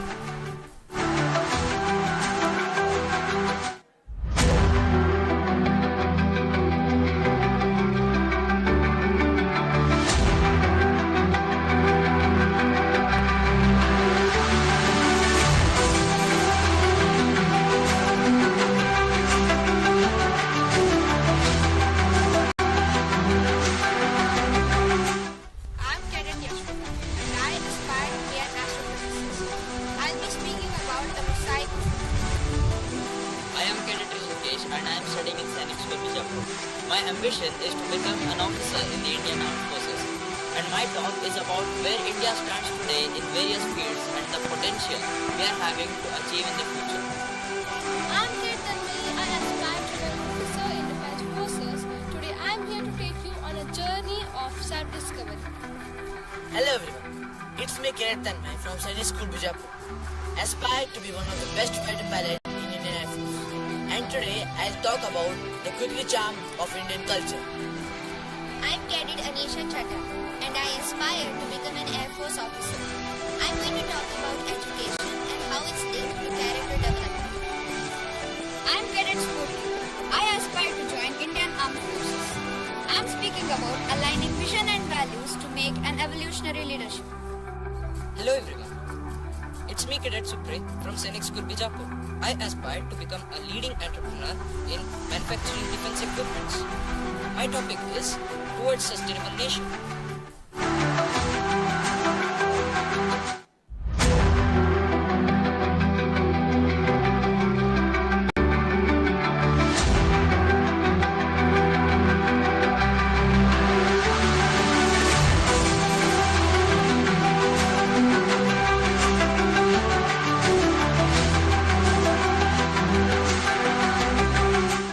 I'm Cadet Yashwata and I aspire to be an astrophysicist.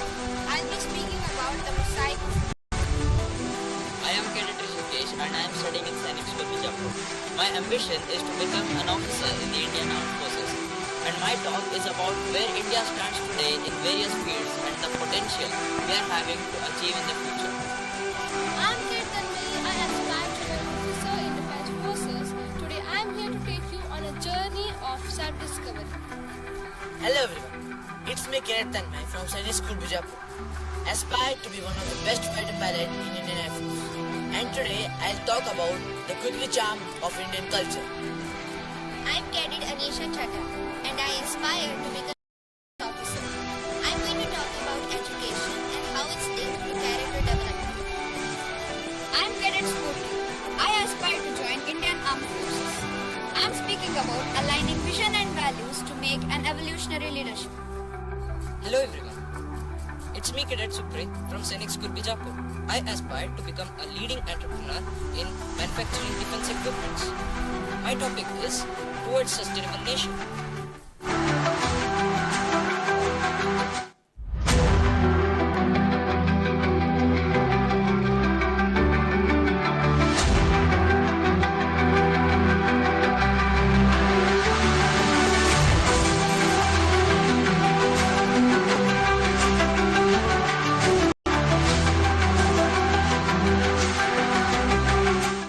I'm Cadet Yashwita and I aspire to be an astrophysicist. I'll be speaking about the mosaic. I am Cadet Rishikesh and I am studying in SAINIK School Bijapur. My ambition is to become an officer in the Indian Armed Forces. And my talk is about where India stands today in various fields and the potential we are having to achieve in the future. I'm Kirtan May. I aspire to be an officer in defense forces. Today I'm here to take you on a journey of self-discovery. Hello everyone, it's me Kiran Tanmay from SAINIK School Bijapur.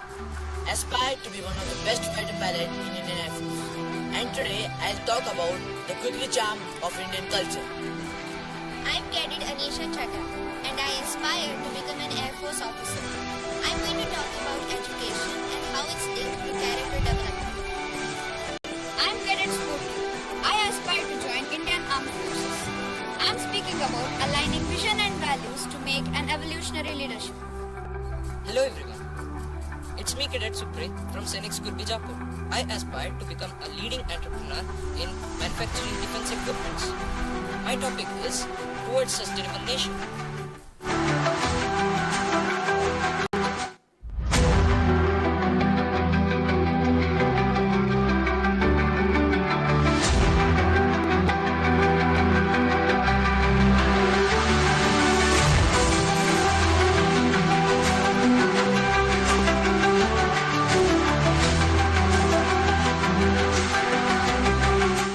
I'm Cadet Yashwita and I aspire to be an astrophysicist. I'll be speaking about the mosaic.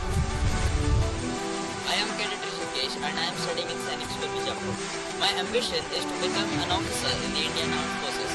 And my talk is about where India stands today in various fields and the potential we are having to achieve in the future.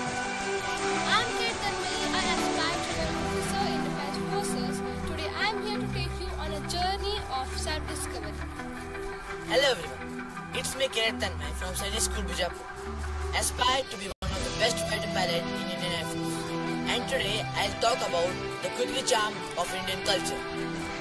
I'm Cadet Anisha Chatta and I aspire to become an Air Force officer.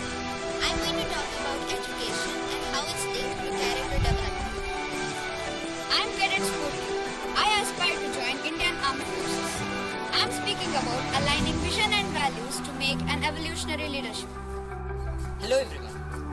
It's me Cadet Supre from SAINIK School Bijapur. I aspire to become a leading entrepreneur in manufacturing defense equipments. My topic is towards sustainable nation.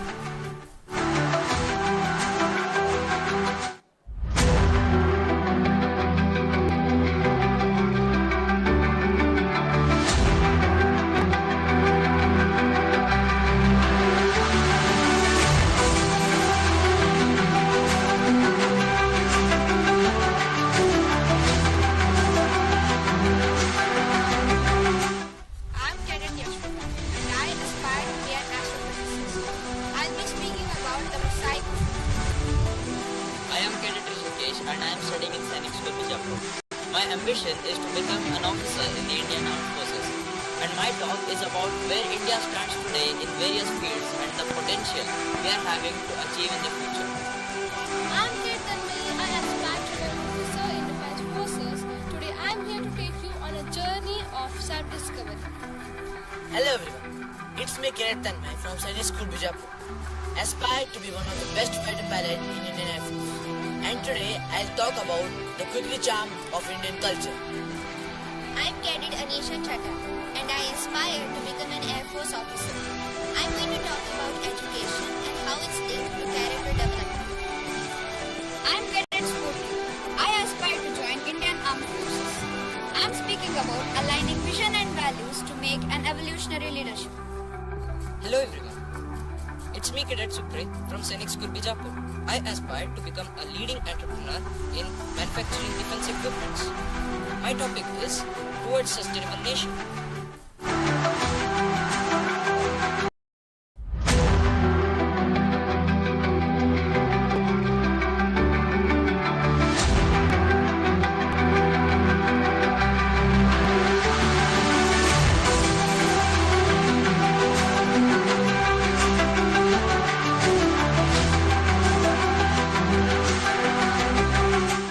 I'm Cadet Yashwata and I aspire to be an astrophysicist.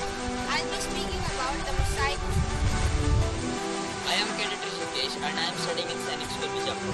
My ambition is to become an officer in the Indian Armed Forces. And my talk is about where India stands today in various fields and the potential we are having to achieve in the future. I'm Kate Tanmay. I aspire to be an officer in defense forces. Today I'm here to take you on a journey of self-discovery. Hello everyone, it's me Kirat Tanmay from SAINIK School Bijapur. Aspire to be one of the best fighter pilot in Indian Air Force. And today I'll talk about the quickly charm of Indian culture. I'm Cadet Anisha Chadha and I aspire to become an Air Force officer. I'm going to talk about education and how it's linked to character development. I'm Cadet Spurti. I aspire to join Indian Armed Forces. I'm speaking about aligning vision and values to make an evolutionary leadership. Hello everyone.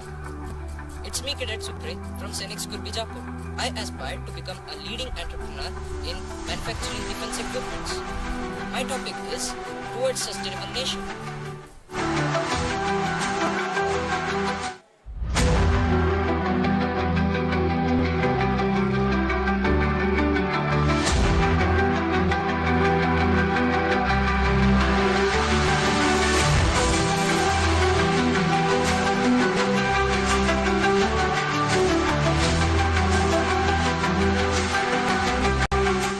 I'm Cadet Yashwata and I aspire to be an astrophysicist. I'll be speaking about the mosaic. I am Cadet Rishikesh and I am studying in SAINIK School BIJAPUR. My ambition is to become an officer in the Indian Armed Forces. And my talk is about where India stands today in various fields and the potential we are having to achieve in the future.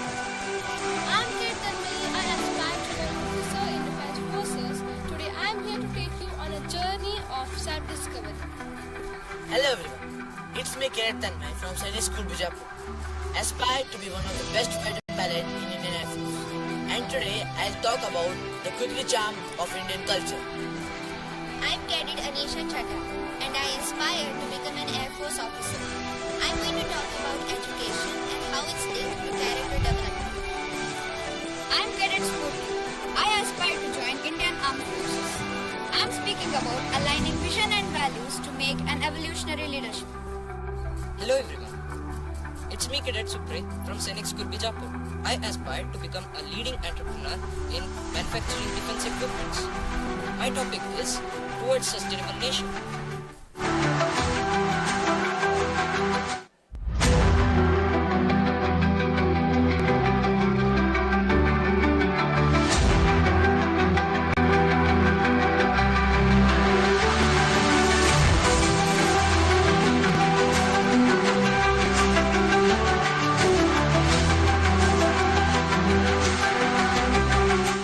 I'm Cadet Yashwata and I aspire to be an astrophysicist.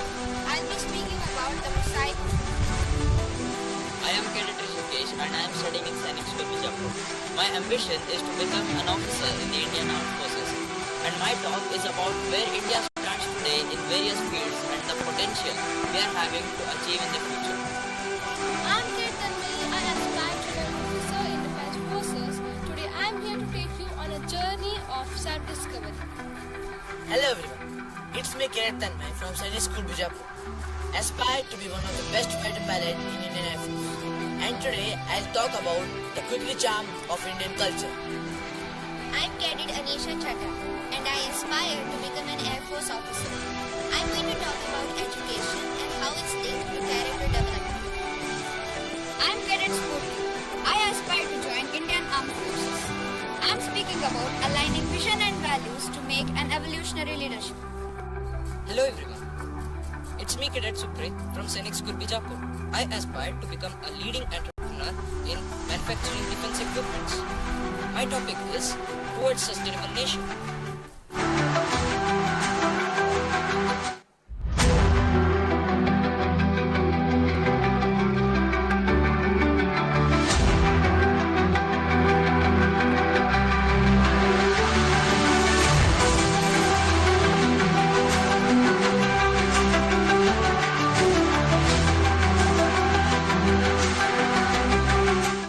I'm Cadet Yashwita and I aspire to be an astrophysicist.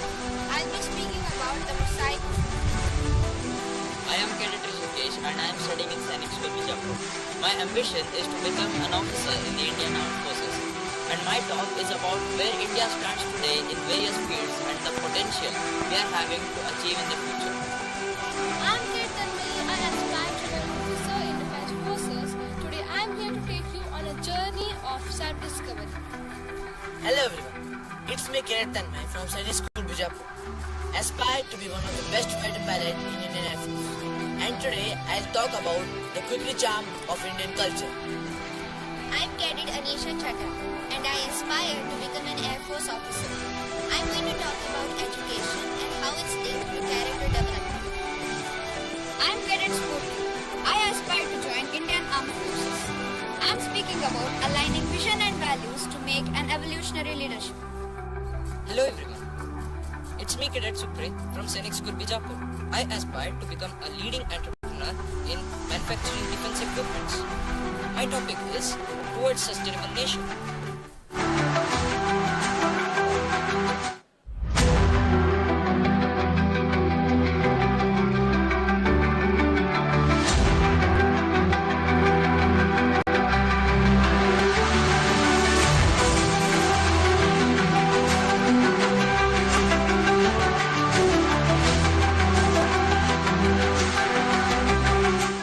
I'm Cadet Yashwita and I aspire to be an astrophysicist. I'll be speaking about the mosaic.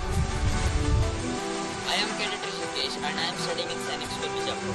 My ambition is to become an officer in the Indian Armed Forces. And my talk is about where India stands today in various fields and the potential we are having to achieve in the future. I'm Kate Tanmay. I aspire to be an officer in Defense Forces. Today I'm here to take you on a journey of self-discovery. Hello everyone, it's me Kiran Tanmay from SAINIK School Bijapur. Aspire to be one of the best fighter pilot in Indian Air Force. And today I'll talk about the quickly charm of Indian culture. I'm Cadet Anisha Chadha and I aspire to become an Air Force officer. I'm going to talk about education and how it's linked to character development. I'm Cadet Spurti. I aspire to join Indian Armed Forces. I'm speaking about aligning vision and values to make an evolutionary leadership. Hello everyone. It's me Cadet Supre from SAINIK School Bijapur. I aspire to become a leading entrepreneur in manufacturing defense equipments. My topic is Towards Sustainable Nation.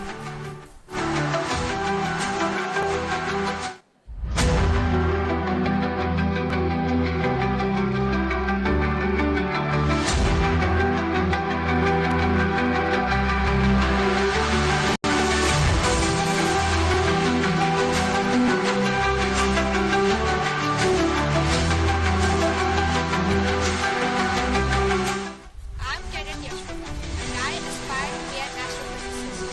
I'll be speaking about the mosaic. I am Cadet Rishikesh and I am studying in SAINIK School Bijapur. My ambition is to become an officer in the Indian Armed Forces. And my talk is about where India stands today in various fields and the potential we are having to achieve in the future. I'm Kate Tanmay. I aspire to be an officer in Defense Forces. Today I'm here to take you on a journey of self-discovery. Hello everyone, it's me Kiran Tanmay from SAINIK School Bijapur. Aspire to be one of the best fighter pilot in Indian Air Force.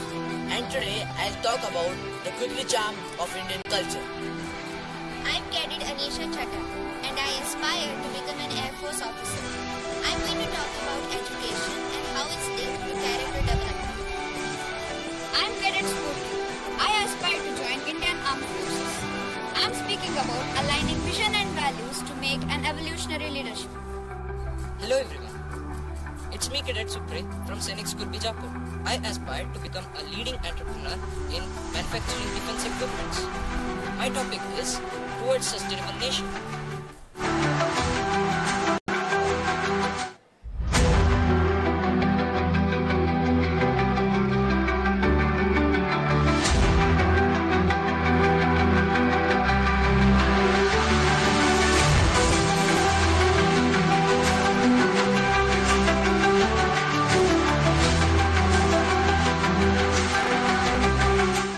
I'm Cadet Yashwata and I aspire to be an astrophysicist.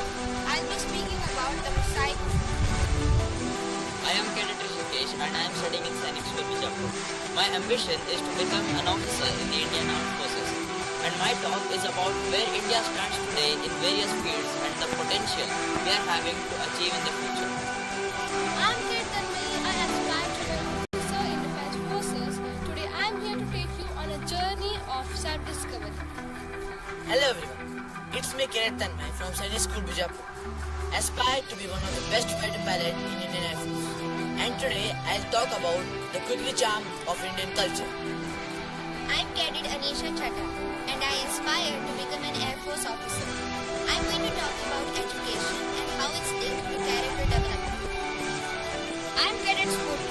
I aspire to join Indian Armed Forces. I'm speaking about aligning vision and values to make an evolutionary leadership. Hello everyone. It's me Cadet Supre from SAINIK School BIJAPUR. I aspire to become a leading entrepreneur in manufacturing defense equipments. My topic is Towards Sustainable Nation.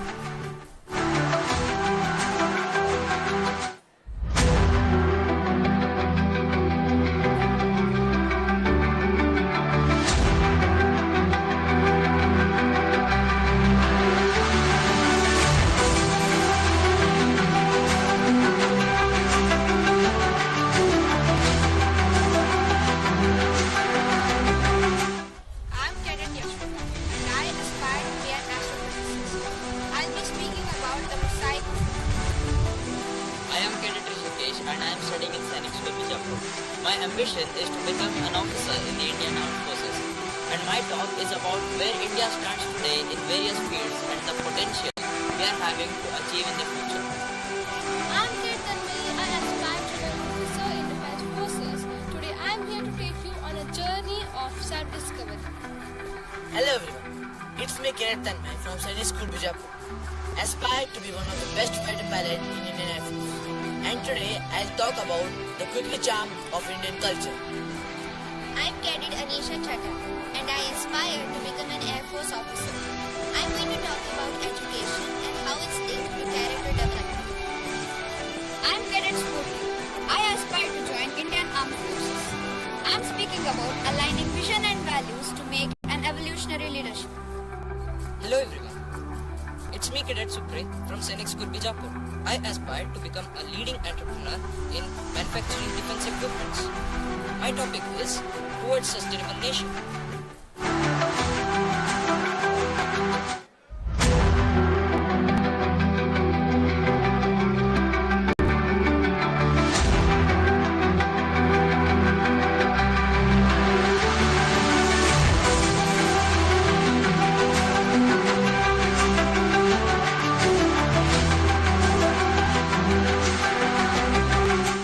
I'm Cadet Yashwata and I aspire to be an astrophysicist.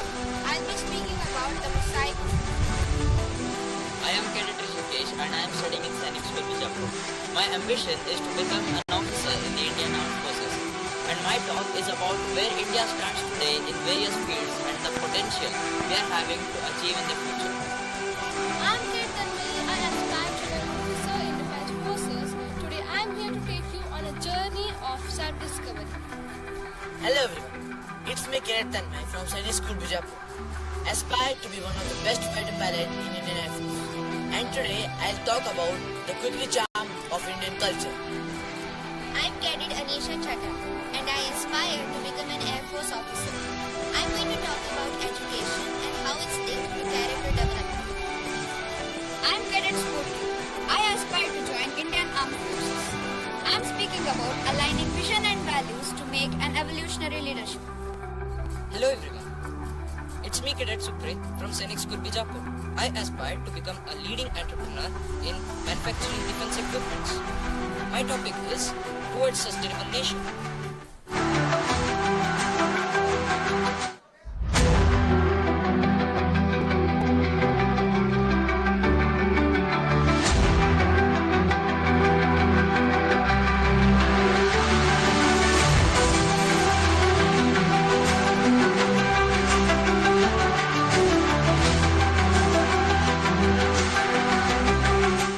I'm Cadet Yashwata and I aspire to be an astrophysicist. I'll be speaking about the mosaic.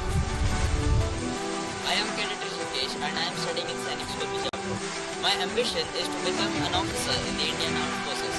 And my talk is about where India stands today in various fields and the potential we are having to achieve in the future. I'm Kate Tanmay. I aspire to be an officer in Defense Forces. Today I'm here to take you on a journey of self-discovery. Hello everyone. It's me, Keynote from SAINIK School, BIJAPUR. Aspire to be one of the best fighter pilot in Indian Air Force. And today I'll talk about the quickly charm of Indian culture.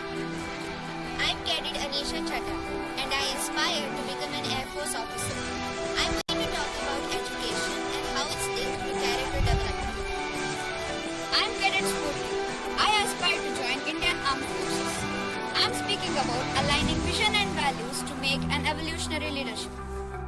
Hello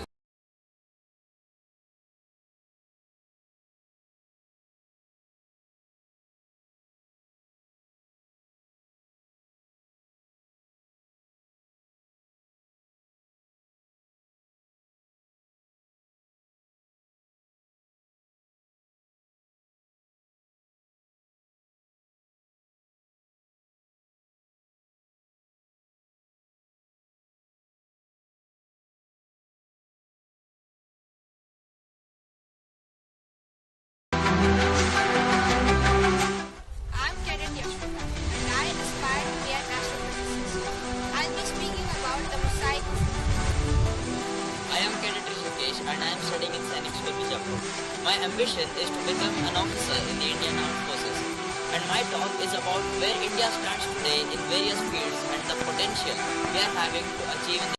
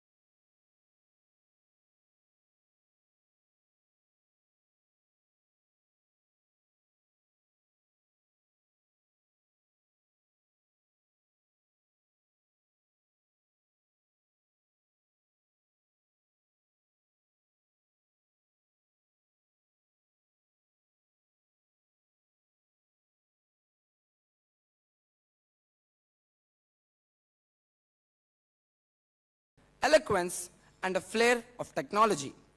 Cadet Rishikesh. Exceptional mastery in academics and remarkable talent in public speaking. He is also highly skilled in the world of tech, making him a dynamic individual with a bright future. Now, I invite to the stage Cadet Rishikesh. Give him a warm round of applause.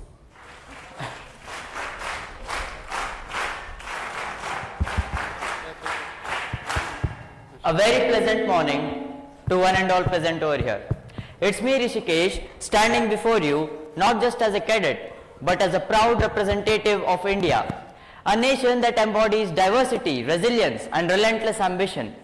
From its ancient roots as a cradle of civilization to its dynamic role in shaping the 21st century, India's story is one of endurance, innovation and unity. This afternoon, I will be taking you through 4 key aspects of India's progress, namely infrastructure and economic development, science and technological innovation, defense modernization and international diplomacy. These 4 pillars illuminate where India stands today and the roadmap we are building into the future.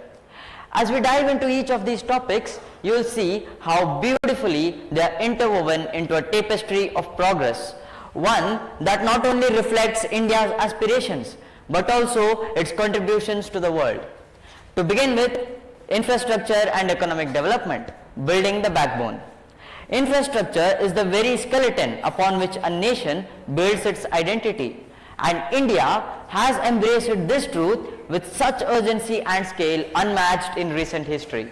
From roadways to railways and from digital networks to ports, the story of India's infrastructure development is of a transformative vision.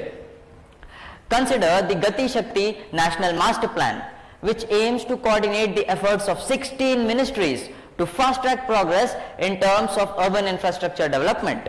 It aims to ensure seamless connectivity between roadways, railways, waterways and airways. Its ripple effects are being seen already.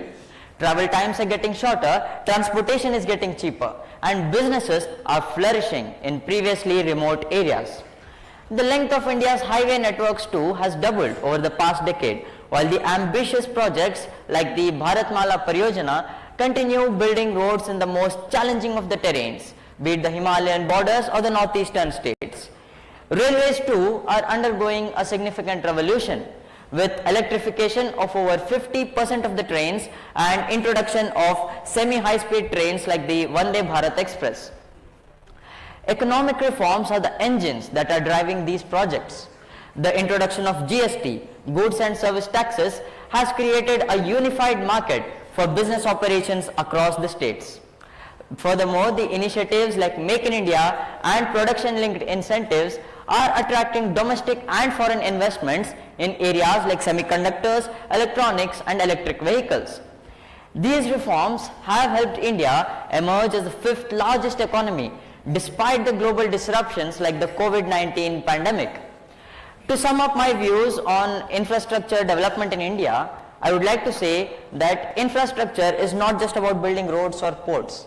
It's about building a nation connected and full of opportunities. Consider a farmer who can now sell his produce directly into the market due to cheaper transportation, or a business owner who relies on steady electricity, or even a student logging into online classes because of the fiber optic internet connectivity available in his village. This is the India we are building, connected, resilient and full of opportunities. Moving on to science and technological innovation, pioneering the frontier. India has always been a land of innovation, from the invention of zero to pioneering of surgical techniques in ancient times.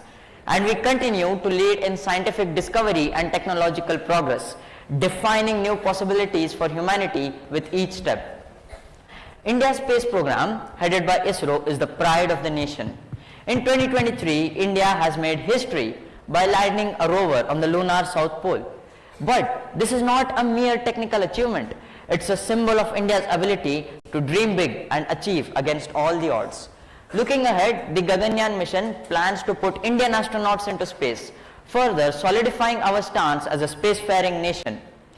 In technology too, India is undergoing a digital renaissance with the introduction of Aadhaar, the world's largest biometric identification system, has revolutionized governance, enabling direct benefits to over 1 billion people. Furthermore, startups in areas like artificial intelligence, robotics and blockchains are not only solving local problems but are setting global benchmarks. India's commitment towards fostering innovation in young minds is evident through adult tinkering labs and school innovation councils, which focus on building skills of students in the areas like software and website development, coding, or even be it circuitry. Energy is another area where we shine. We are already the 4th largest producer of energy and plan to meet 50% of our energy needs through renewables by the year 2030. Solar farms in Rajasthan and wind farms in Tamil Nadu reflect our commitment to the very same. Most inspiring, however, is how technology empowers ordinary Indians. Consider a rural woman who now uses telemedicine to get her medication, or a farmer who relies on AI-based weather predictions. This is not just progress, it is empowerment. Moving on to defense, safeguarding sovereignty. India's defense narrative has shifted from dependency to Atmanirbharta in the recent times. Keeping in mind the vision of a self-reliant India, we are building defense components on our own, ensuring that the sovereignty of our nation is protected by the sweat and skill of our own people. The LCA Tejas, INS Vikrant and the BrahMos missile systems are shining examples of India's defense manufacturing capabilities. Furthermore, the development of advanced drones, cyber defense systems and hypersonic weapons have showcased India's modern approach to warfare. A landmark reform in the recent years has been the theaterization of military commands, which aims for a greater coordination through a unified structure amongst the Army, Navy and Air Force. Another transformative initiative, the Agnipath scheme, aims on building a more agile and younger defense force, ready to tackle the challenges of tomorrow. But India's power is not just limited to its borders. Through UN peacekeeping missions or humanitarian assistance during natural disasters, or be it even the evacuation in the conflict-hit zones, the Indian Defence Forces have showcased the ideal balance between compassion and strength. These strides reaffirm our position not just as a regional power, but as a global contributor to peace and stability. Now to my 4th and final topic. International relations, diplomacy with vision. India's voice on the global stage is much clearer and respected than ever before. Guided by Vasudhaiva Kutumbakam, the world is one family, our diplomacy reflects a vision of inclusivity and shared progress.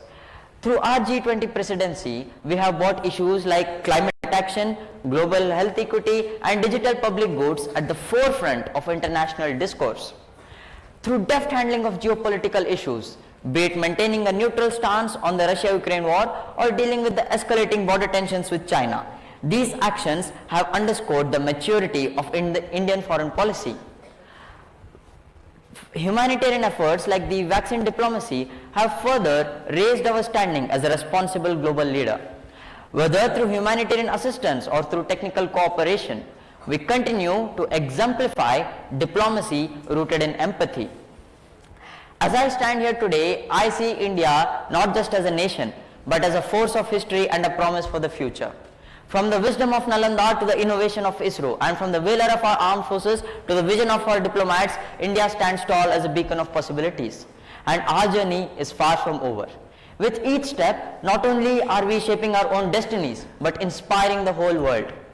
As we strive to become a $10 trillion economy, a leader in green energy, and a peace trying to keep peace and stability on the earth, let us remember the essence of India, a nation where ancient traditions guide futuristic ambitions. In my conclusion, I would like to say that India's story is a bridge between its glorious past and the boundless future, lighting the path for the world to follow. Thank you.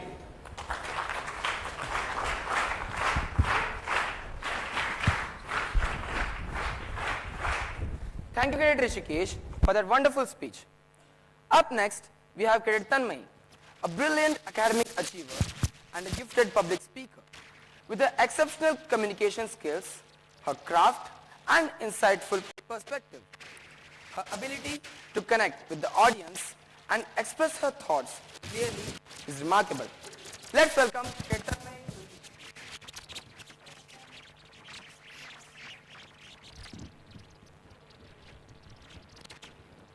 My greetings to everyone present over here. I am Ketanmay. So, let me start with a question. How do you define yourself in one sentence? What would you say? Isn't it so strange that we spend a lot of time in describing about our education, our jobs and even hobbies. But we rarely take a pause and ask ourselves that what are we truly? Especially students like us, standing at a crossroads of countless possibilities. It's very crucial to have a pause and ask ourselves that, who am I? What do I want? And what are my purposes? In the world that constantly tells you how you should be, what careers to be taken, what grades to be achieved and what not. But have you ever listened to your inner voice? No. Am I right? Then let's come on to the journey, not a destination outside, but within yourself. That's nothing but the journey to self-discovery. It's not just figuring out what you want to do in your life. It's just uncovering what you truly are. But why is this self-discovery relevant for students? Because we are at a stage where the whole world seems to be both full of opportunities and overwhelming. One side, parents want us to have stable future. Another side, teachers push us to exceed academically. And in between, the society, which ties our worth with our achievements. In this chaos, it's very easy to lose sight on ourselves. We start dreaming some other's dream, thinking it's our own dream. So this is why self-discovery is very relevant for students. It gives you clarity. It helps to distinguish between what you want to do in your life and what others are expecting about you. So, have you thought about passion? Passion doesn't mean which you are good at or some other have praised upon it. Passion is a thing which makes you come out of your time track and gives you excitement when you think about it. So, we are often judged by our marks and grades in society. But remember one thing, the true fulfillment when you get is when you stop living for external validation and start living for yourself. The Bhagavad Gita offers a timeless wisdom where Swadharme Nidhanam Shreya, which means it's better to fail in your own path rather than succeeding in some others. So, someone wants to have a very good career but feels drawn towards arts, sports or entrepreneurship. I can understand it's very hard to go against the tide, but reality gives you lifelong satisfaction. Just imagine a life designed by others and living that. Later, realizing that that was not your own. And what might be your condition at that time? So, self-discovery is not straight path. It's messy, unpredictable, and deeply personal. Let us have a subtopic in our journey, that is exploration. Exploration is a phase of time where you try new things, come out of your comfort zones and experiment yourself. Okay, let me narrate two different examples from two different backgrounds. One from defense, another from sports. Let us go with defense. Lieutenant Colonel M.B. Jadhav, whose story reads like a saga of determination. He was rejected by Indian Military Academy on his first attempt. But we all think that he might quit and go for others' career. But we all are wrong.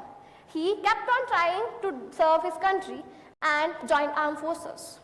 He come across so many missions. In one of the missions, he was severely injured and the leftover life was questioning that what would happen to him. His story tells us that failure is not end up of your life.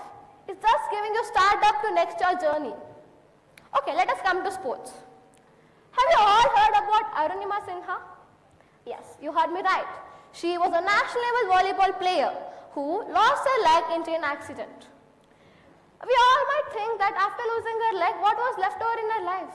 After losing without leg, she would have quit her life. But these all assumptions are wrong. That girl, instead of giving up, she started exploring new things.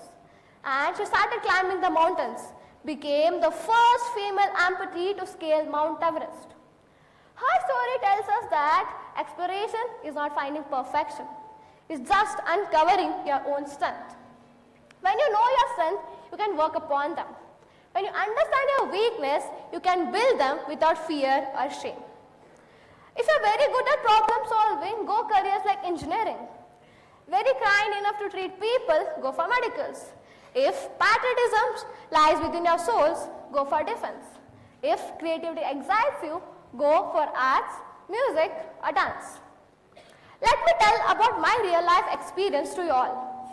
When I was in primary school, a good student, scored good marks, participated in all the extracurricular activities. Except for my schooling, I had been for my abacus classes, Vedic maths, quilling craft, music, and drawing. I had been thrice for national abacus competition and won runner-up trophy.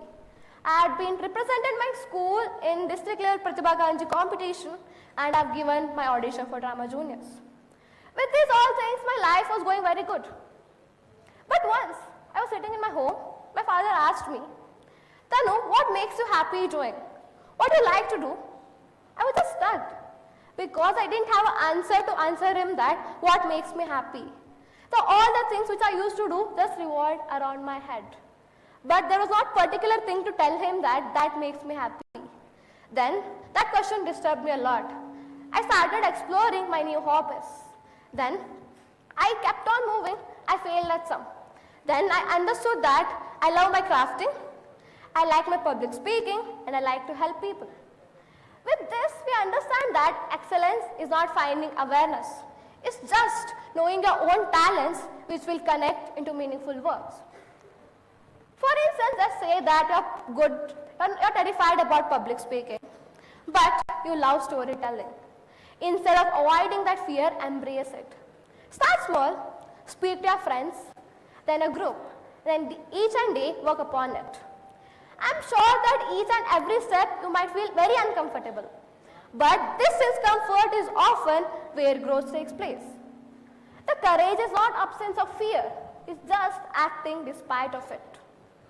Next, challenges are not difficulties in your life, they are essential for it.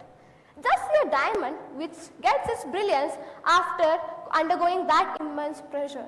Similarly, life difficulties are sometimes hidden or revealed, but we must have the strength to bear them.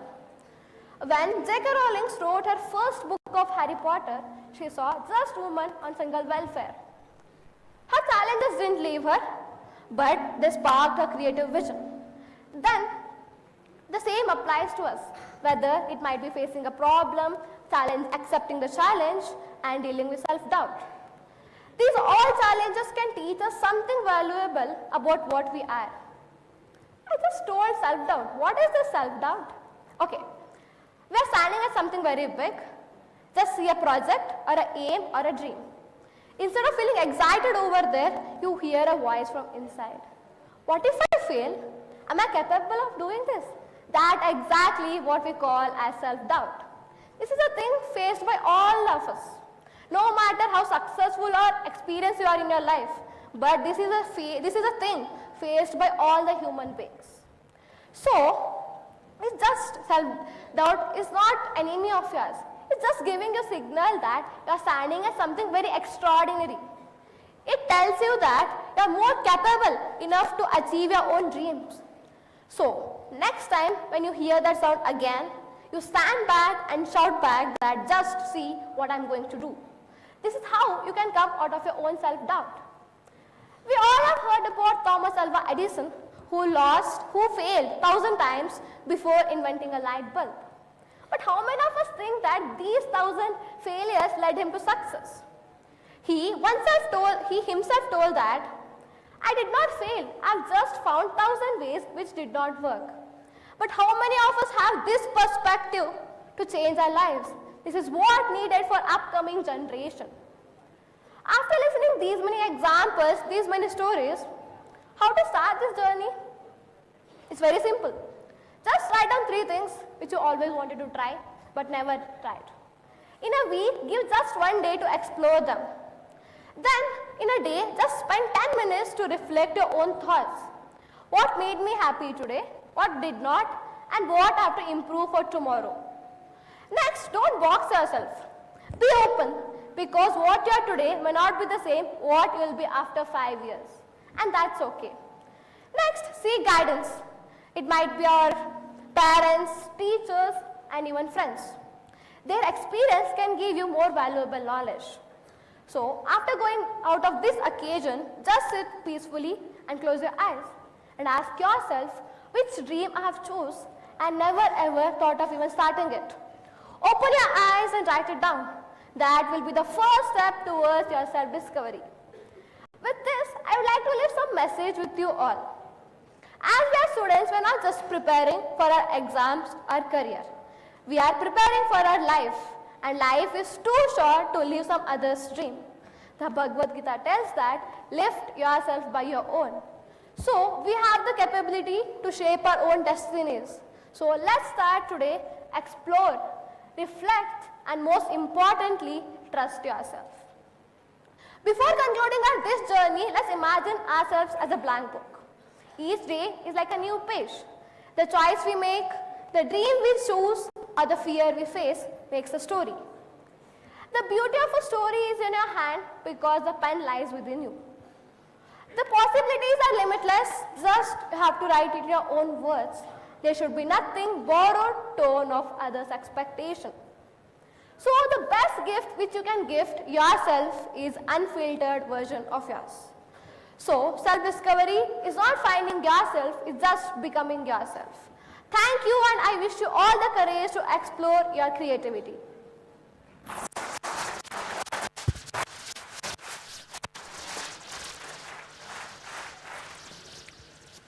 Thank you, Cadet Tanmay, for that engaging and inspiring speech. Our next speaker is Cadet Anisha, a powerhouse of talent who shines both in academics and sports. With her remarkable confidence and energy, she is someone who truly embodies the spirit of excellence. Whether in the classroom or in the field, Anisha consistently stands out as a leader. Let's welcome Cadet Anisha to the stage with a thunderous round of applause.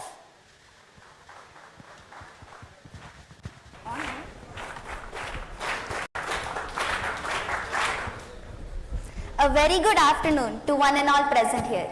I, Cadet Anisha Chadda, stand before you to address a topic that is not just the cornerstone of our academic pursuits, but also the very foundation upon which we build our characters, education. Education is not entirely about acquiring knowledge and skills. It is a transformative journey that shapes our values, molds our personalities, and lays the groundwork for character building. Now, character building is a complex and ongoing process that extends far beyond the confines of textbooks and classrooms. It is deeply intertwined with the education we receive, influencing the choices we make, the relationships we form, and the impact we have on the world around us. Education, therefore, plays a pivotal role in shaping the characters of individuals and consequently the fabric of society. When we think about education, it's easy to focus on the immediate practical outcomes, such as graduating, securing a job, or mastering a particular field of study. But if we look beyond these tangible milestones, education is about so much more. It's about the transformation that happens inside of us, the values we adopt, and the type of individuals we grow into. Our characters are shaped not just by the facts we learn, but by how we apply them, how we choose to treat others, and how we act in the face of challenges. Education equips us with critical thinking skills, enabling us to analyze information, question assumptions, and make informed decisions. A well-rounded education encourages intellectual curiosity and the pursuit of knowledge beyond the surface level. This not only enhances our cognitive abilities, but also contributes to the development of a well-informed and open-minded character. In the journey of character building through education, the role of teachers cannot be overstated. Teachers serve as mentors and role models, shaping the values and attitudes of their students. Teachers have the unique privilege and responsibility of shaping young minds. While their primary task is to impart academic knowledge, the best teachers do so much more. They inspire, they motivate, they guide students through both successes and failures. But more importantly, they serve as living examples for the values they seek to instill. Now think about a teacher who made a difference in your lives. Was it their subject knowledge? Or was it the way they treated you, their empathy, or their unwavering belief in your potential? It's often these personal qualities that leave the most lasting impact. Teachers help us understand the importance of hard work, respect, and integrity.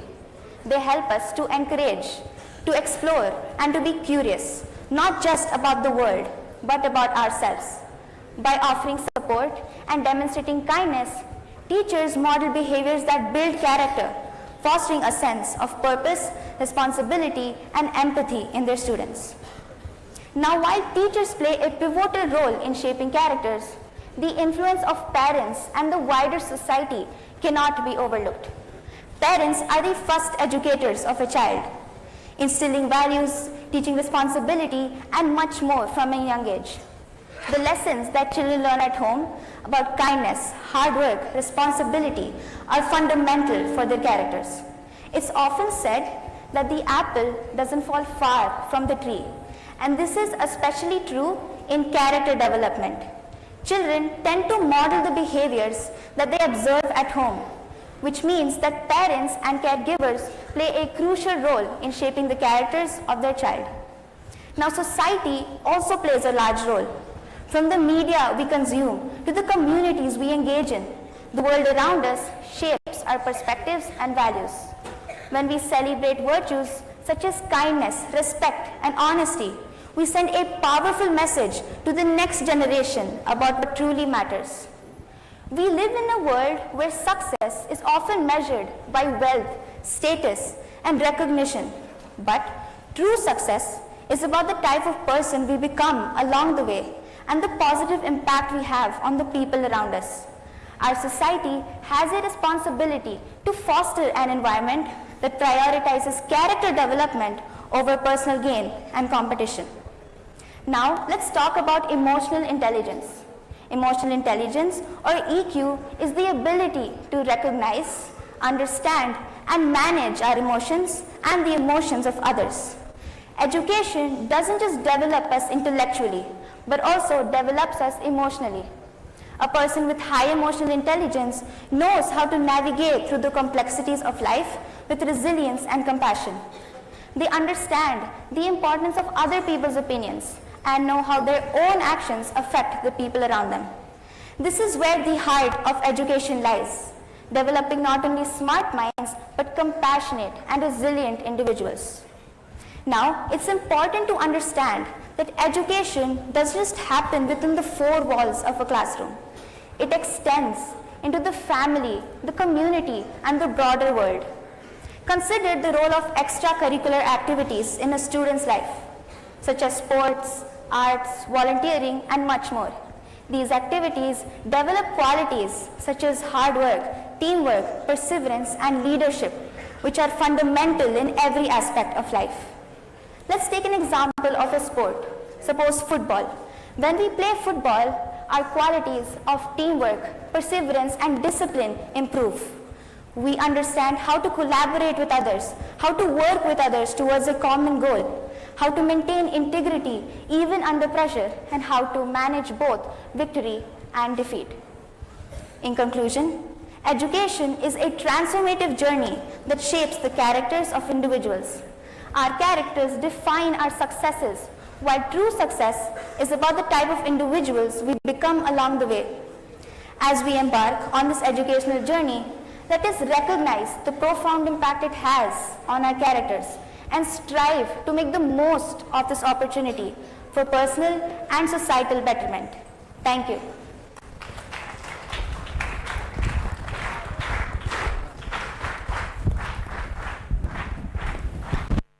Thank you, Anisha, for that empowering speech. Now, Let's welcome Cadet Tanmay Hadiginal, a multi-talented individual who excels in academics, drama and sports. Whether it's his dedication in the classroom or his athletic prowess, Tanmay is a true all-rounder.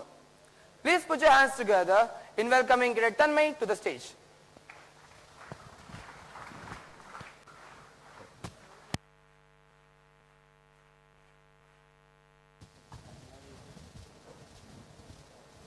I am from a country that is kaleidoscope of culture, tradition and bit of grace. A country where often logic takes backseat to emotion and every day here is a new adventure.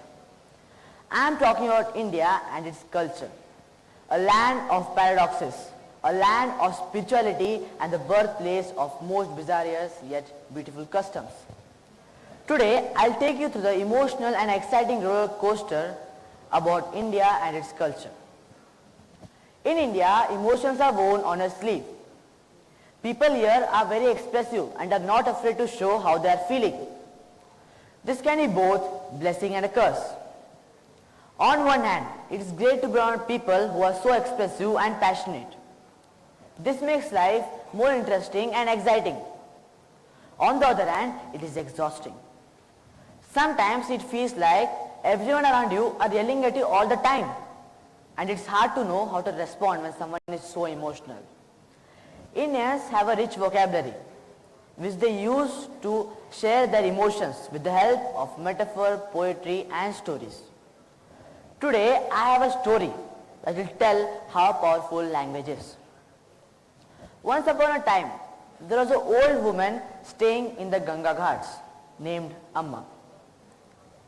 She every evening used to narrate stories under the banyan tree to the nearby children. She used to narrate the stories of the Mahabharata and the Ramayana. Her words were powerful. She evoked the valor of Arjuna with the powerful tone, sweetness of Sita with the tenderest whisper, and the mischiefs of Krishna with the playful tilt. One day, a boy named Rohan came to her, told that a grandmother who has raised him up has recently passed away and he was suffering through grief. Amma listened this with eye full of compassion. That day under the banyan tree, she told a different story. She told about the Atma, the eternal soul. Her words spoken with empathy and wisdom touched the Rohan deeply. He started to see the world with a renewed sense of hope and understood the power of language. The language is not only to entertain, but to heal, to console, and to connect with the human soul. Now, I want to take you a journey through time and India's most enduring philosophies.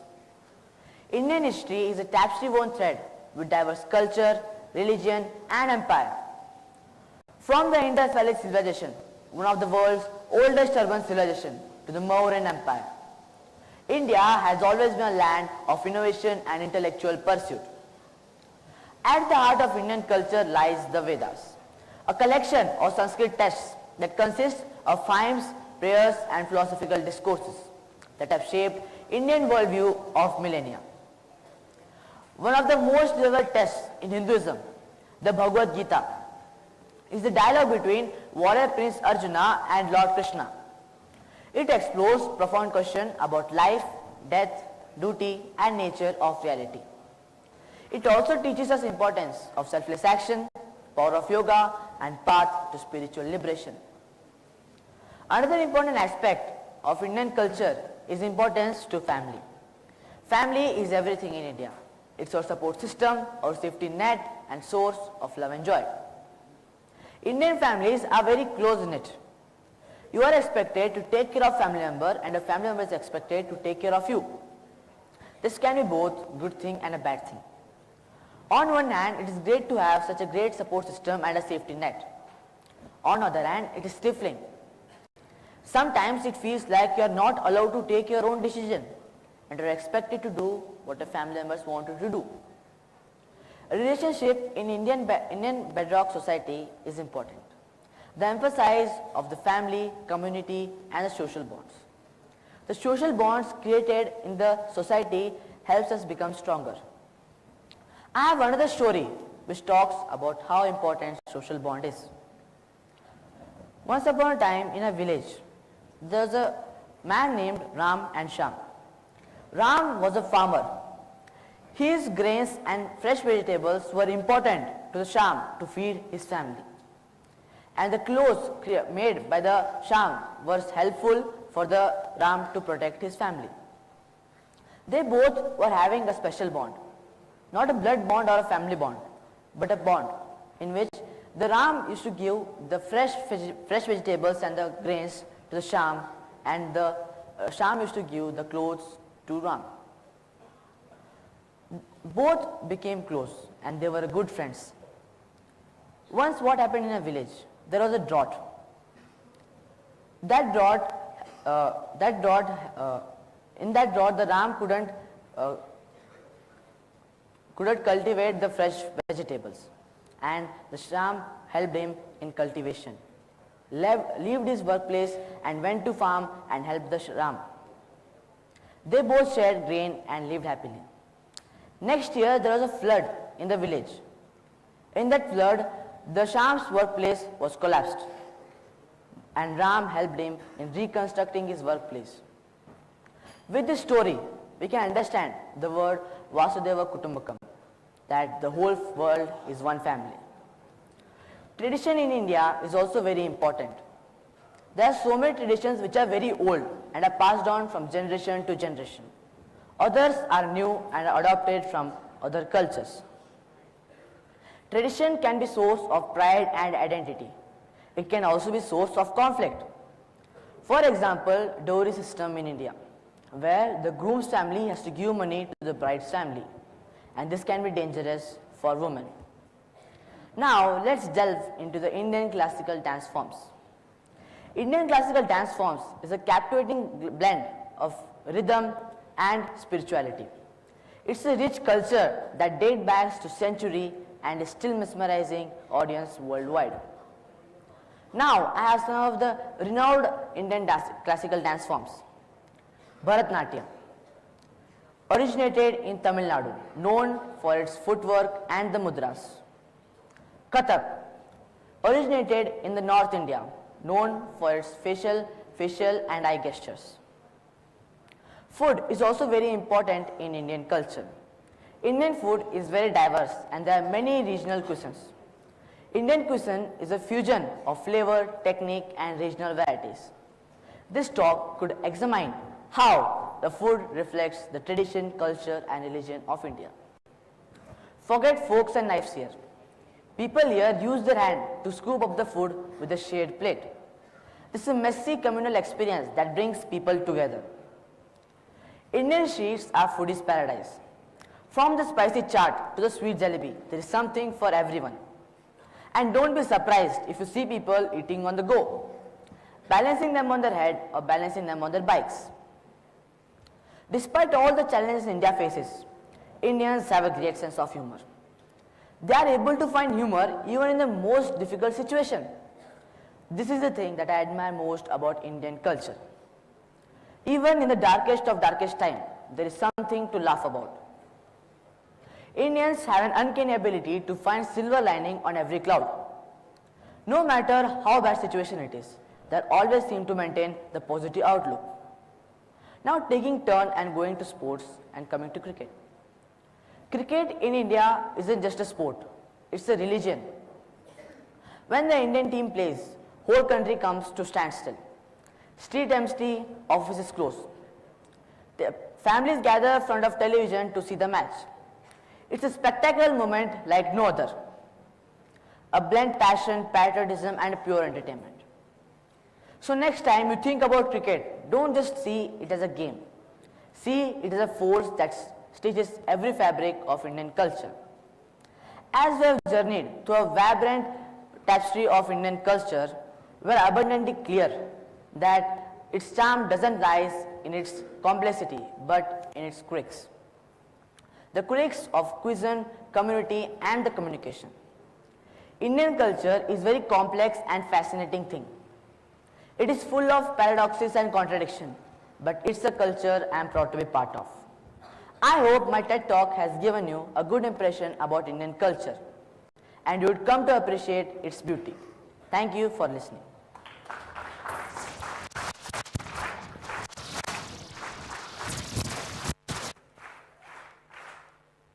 Thank you, Cadet Tanmay, for the wonderful speech. Next on the line, we have someone who exemplifies the true spirit of versatility and leadership, Cadet Spurti. Gifted with exceptional talent in academics, cultural pursuits, dance, and public speaking. She is not only a role model for her peers, but also a natural leader who inspires everyone around her. Please join me in welcoming Cadet Spurti with a big round of applause.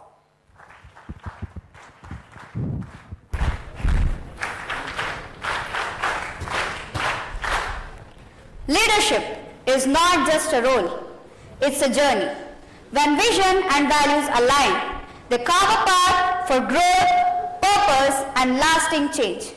I am Cadet Spurti of Class 10th, here to discuss about aligning vision and values to foster evolutionary leadership. So first, let us understand what vision and values truly mean. Imagine there's a person in a railway station approaching the ticket counter and requesting for a ticket. What will be the possible response from the other side? Of course, it would be, where to? Then the person replies, I don't know where I want to go, I just want a ticket. What do you think? Will he be able to get his ticket? Certainly not. Next, another different individual approaches and requests for a ticket to Bangalore. He'll surely get his ticket as he differs in the clarity. The one without any destination will not be able to move forward, but the one with clear vision will embark on their journey. To achieve anything significant in life, it is very crucial to have a clear vision, as it is the fundamental to take the first step. Now, you know your destination. How will you reach there? Will you travel on your foot? Take a train. Seek help from others, or perhaps carve your own path. This choice defines your values. Vision sets the direction, while the values define how you navigate your journey. Now, let us explore more about the vision and values. And these both together form the core of impactful leadership. There's this story of two parrot brothers, who were brothers but still differed hugely, as they differed in their values. The one with the thieves was cruel and spoke about killing and robbing people.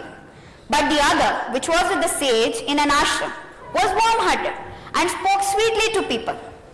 From this narrative, we understand that how our environment and our experiences profoundly shape our values.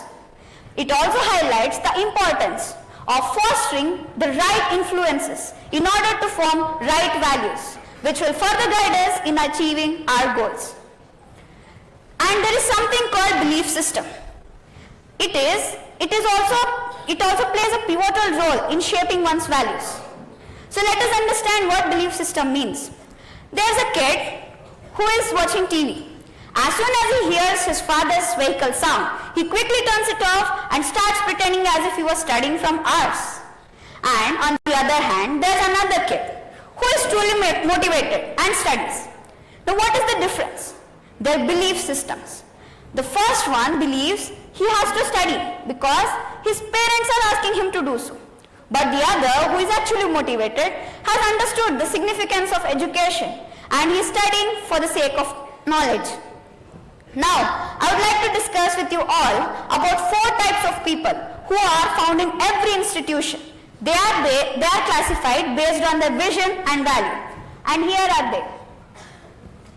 The first set of people are people with high vision but low value.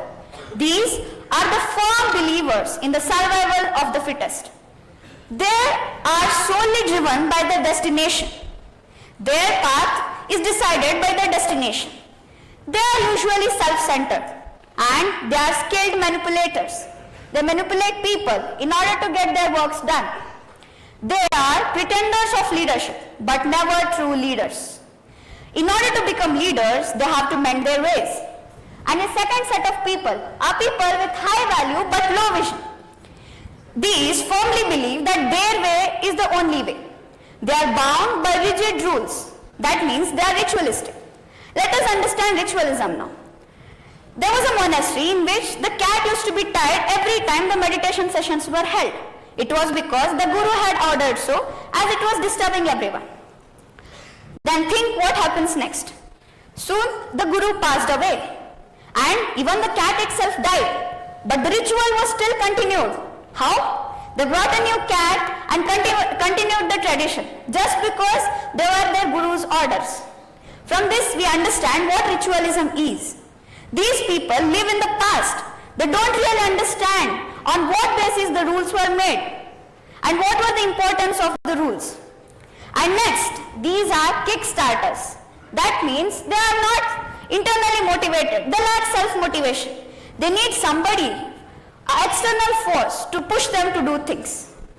These people, in order to become leaders, have to be certain about what to achieve in life. They should have more clarity. And the next set of people are people with low value and low vision. These just move with the mob. They just blend in the crowd. They don't stand apart. They are the treaders of well-worn path, and they have no originality. They have no personal agenda or trait. They are nothing but mere followers.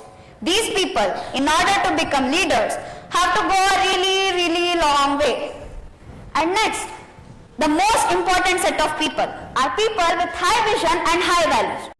These are transformative. They quickly adapt to changes. They are the trendsetters. They set trends which are followed for the years to come. They are modest, not loud. And they firmly believe in their principles. They are principle-oriented. And these are called evolutionary leaders. Let me take an example of evolutionary leader, that is Mahatma Gandhi.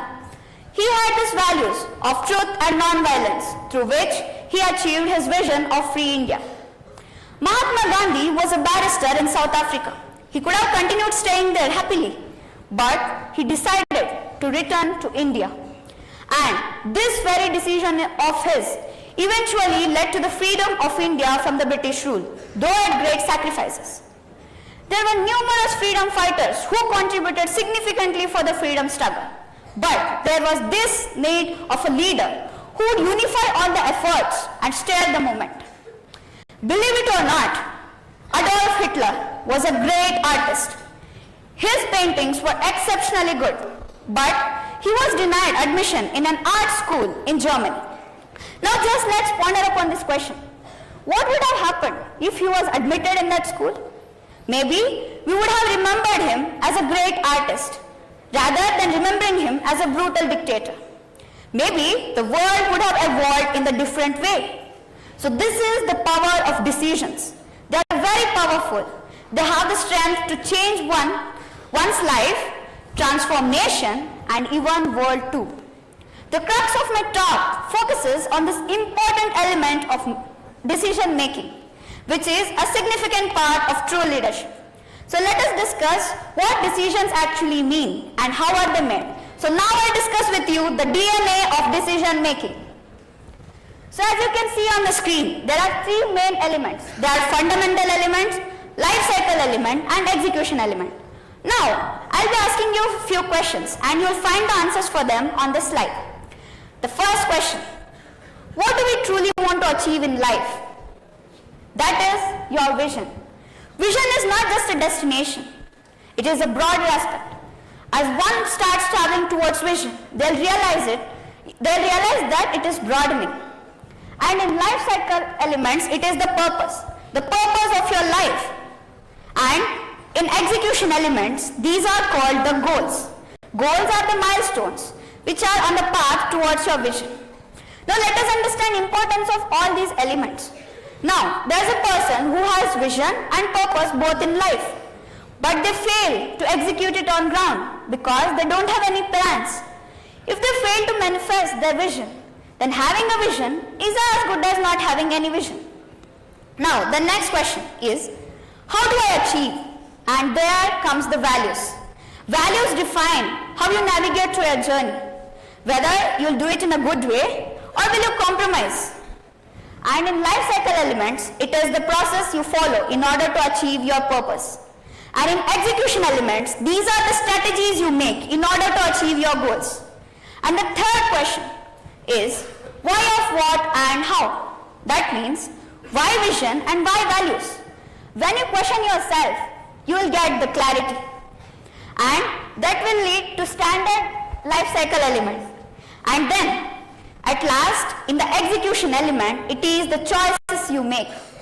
If you are very clear about your vision and value, your choices will automatically align with them.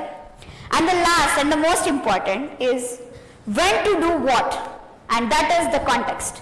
And in life cycle element, it is the appropriateness. How appropriately do you react to situations?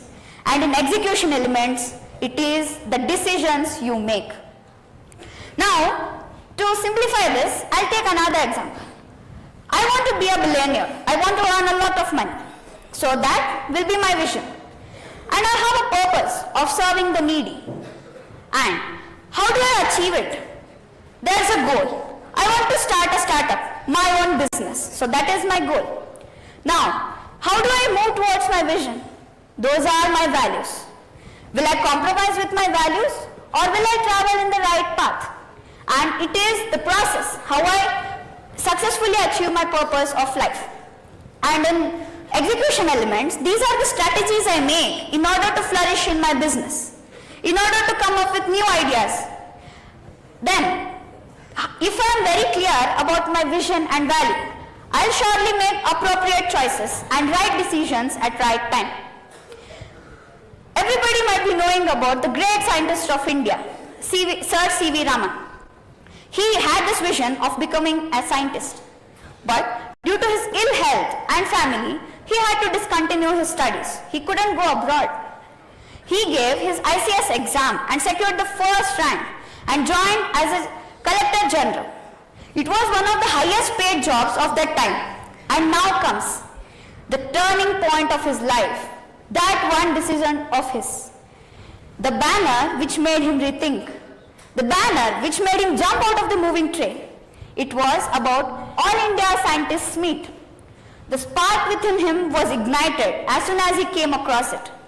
The scientist within him compelled him to attend that session. And in that session, he got an opportunity. He was offered a job as a professor in a university. And later on, he quit his highly paid job and decided to follow his passion. Then he went on to set Indian Institute of Science, and rest all, as you know, is a history. Now, in conclusion, I would like to say that not everybody is a born leader. It is in our hands how we manifest our vision and how we achieve it. I am on my path. I am embarking on my journey of discovering what I aspire to become or what truly my vision is. And I am working continuously to better my values. In the same way, I hope all of you will do so. And I firmly believe in these lines. Whatever you do, you have to do it better and better. You should never complacent in your endeavors, as success is not a destination, it's a journey. Leadership demands steadfast expression and the courage to make right decisions at right time. So remember, success is not a destination, it's a journey. Thank you.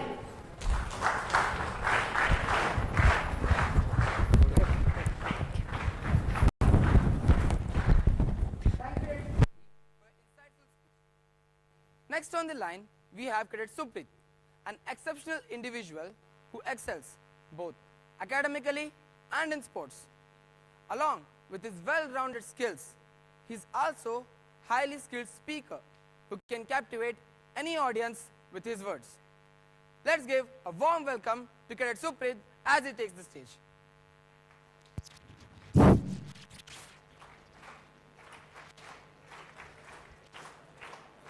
I see trees of green, red roses too. I see them bloom for me and you. And I think to myself, what a wonderful world. I see skies of blue Clouds of white, a bright blessed day, and a dark second night. And I think to myself, what a wonderful world. A very pleasant afternoon to one and all present over here. What a beautiful poem written by George David. Yet I worry, will this wonderful world remain as wonderful in the years to come? Ladies and gentlemen, we Indians, from praying moon to landing on moon, and from seeing stars to landing on Mars, and even spinning cotton for freedom to leading the world in technology, we have proven our potential. But this isn't enough to change our title from being called a developing nation to a developed one, because there is still a requirement of in sectors like economy, infrastructure, education, poverty, clean drinking water, and many more. Now, our country is making its efforts to build this Vikasit Bharat. Now, it's our turn to lend a helping hand rather than just pointing fingers to build this sustainable nation. My dear friends, you know what? This is not at all big, giant steps, and unless and until we take it collectively, a small steps. Because India is having something very big asset which many members think it as a liability. That is our population. Yes, we have such a huge population. If this 140 crore people just skip one afternoon lunch, most of the European countries can have same food for weeks together.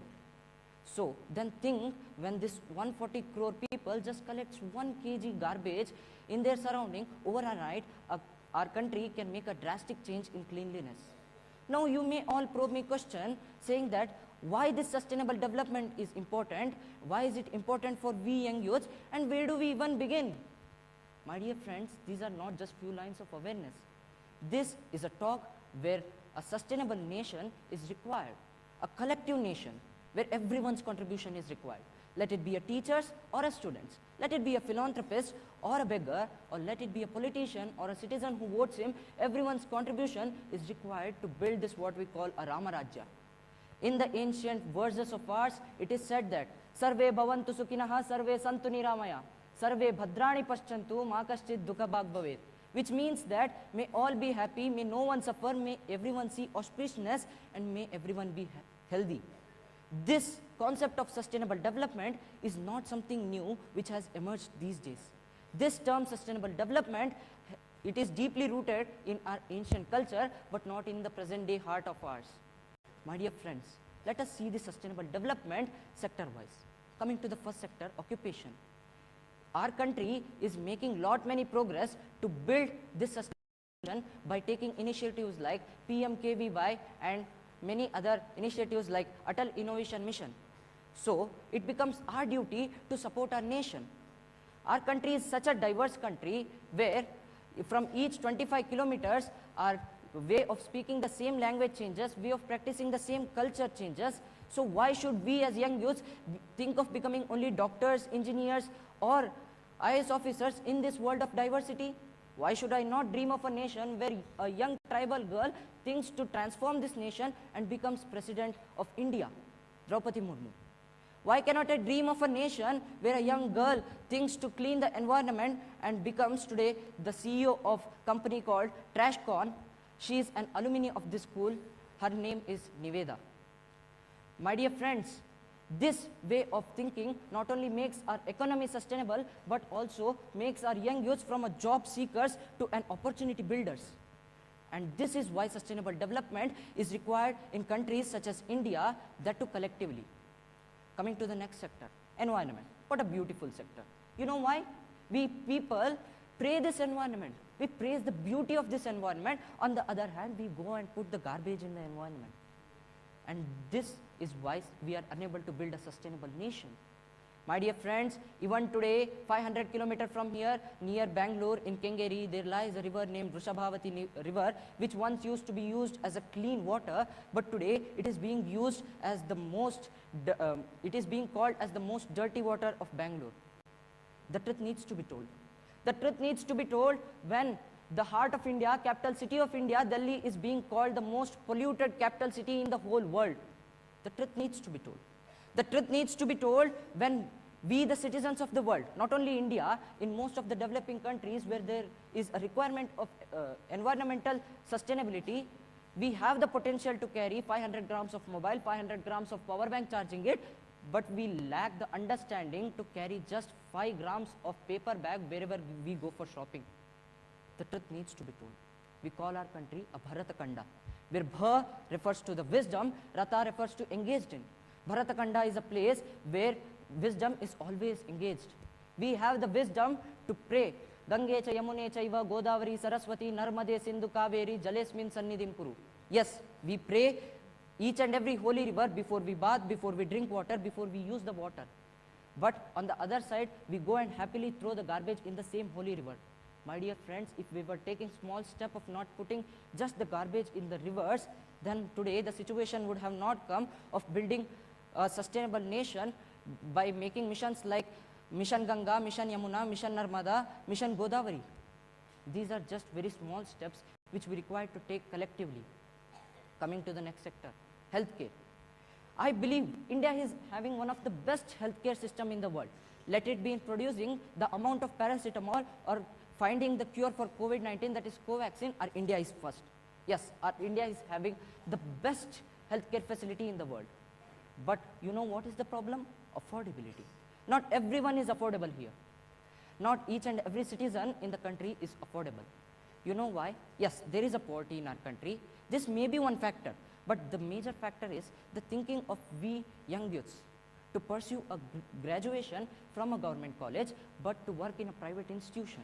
When government is taking such a big steps to give free healthcare for the poor people, then if we don't support our nation, then how can our nation be a sustainably developed?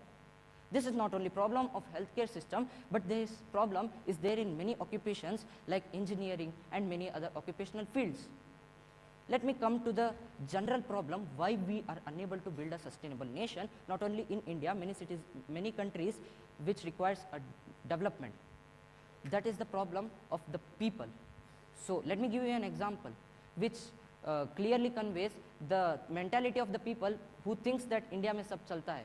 So once there was a king who always wanted to build a lake full of milk.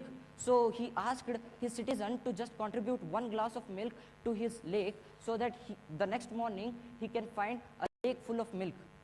One of the citizens thought, I will not get caught if I contribute only 1 glass of water in that lake, because there will be already a large amount of milk in that. And the next day when the king saw, he was astonished to see only water was there in the lake, because many members of the kingdom had the same mentality just to escape from the work. These are very few steps, my dear friends, which we have to take collectively so that we can build a sustainable nation. But what's the problem? We all are escaping from the work. Rather than just collecting the garbage on the road, we are just pointing out the mistakes. So let us all put our hands together to build a sustainable nation. The great verses of Upanishads, they said that this environment and this nation is the gift of God. Let us all preserve it, not harm it. Let us enjoy it, not destroy it.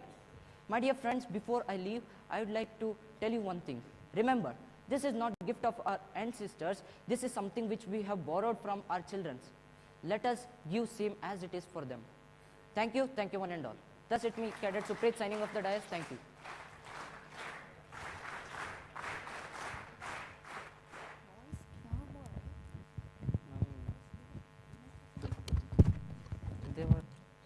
Thank you, Cadet Suprit, for that remarkable speech. Your words were not only inspiring, but also delivered with such confidence and clarity. Now, it's the time for presentation.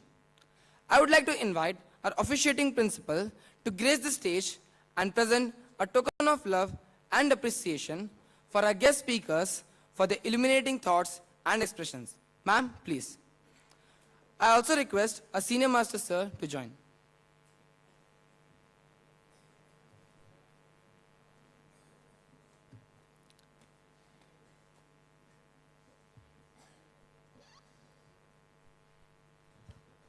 I would like to invite Dr. Shilpa Shetty Sonamne to the stage. Ma'am, please.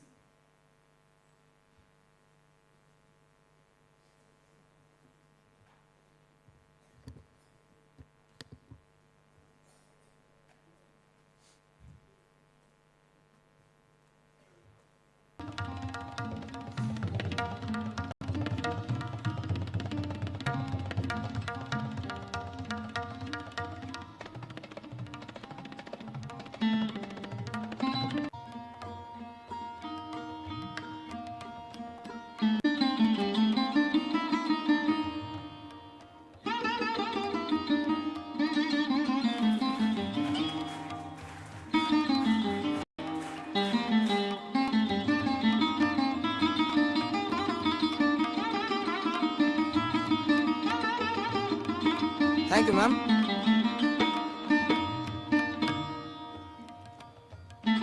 Now, I would like to invite Mr. Rajendra Patil, sir, to kindly come up on the stage. Sir, please.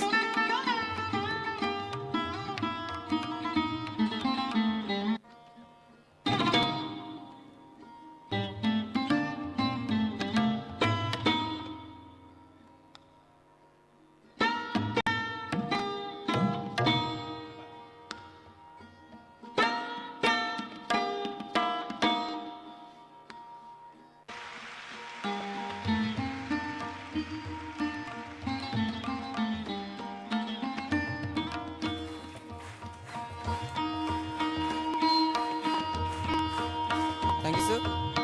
Now, I would like to invite Mr. R.S. Hiramat, sir, to come up on the stage. Sir, please.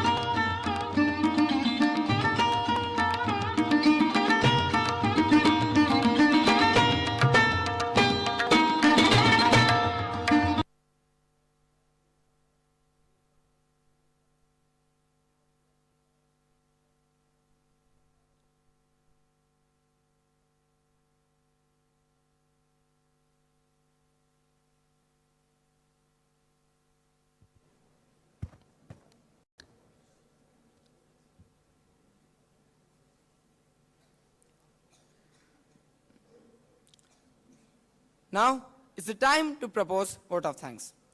First, I extend my heartfelt gratitude to our distinguished guest speaker, Dr. Shilpa Sonavne, for sharing her profound insights into the transformative power of creativity and expression. Your inspiring journey and dedication to holistic learning have opened our minds and hearts. Mr. Rajendra Patil, for taking us into the vibrant world of abstract art. Your artistic brilliance and dedication to nurturing future artists have left an indelible mark on our minds. Mr. R.S. Hiramat, for enlightening us with an extraordinary journey of innovation and groundbreaking solutions. Your creative approach and dedication to nurturing young minds have been truly inspiring. I also extend my sincere gratitude to our officiating principal, Commander Meena Kumari, for her unwavering support and inspiring presence. Thank you, ma'am, for encouraging us to aim higher and think deeper. A special thanks to our senior master, teachers, and support staff for their constant guidance and hard work in making this event a success. Thank you to all my fellow cadets who your energy and enthusiasm brought life to this event. Thank you all for being a part of this captivating journey. Kindly rise for the national anthem.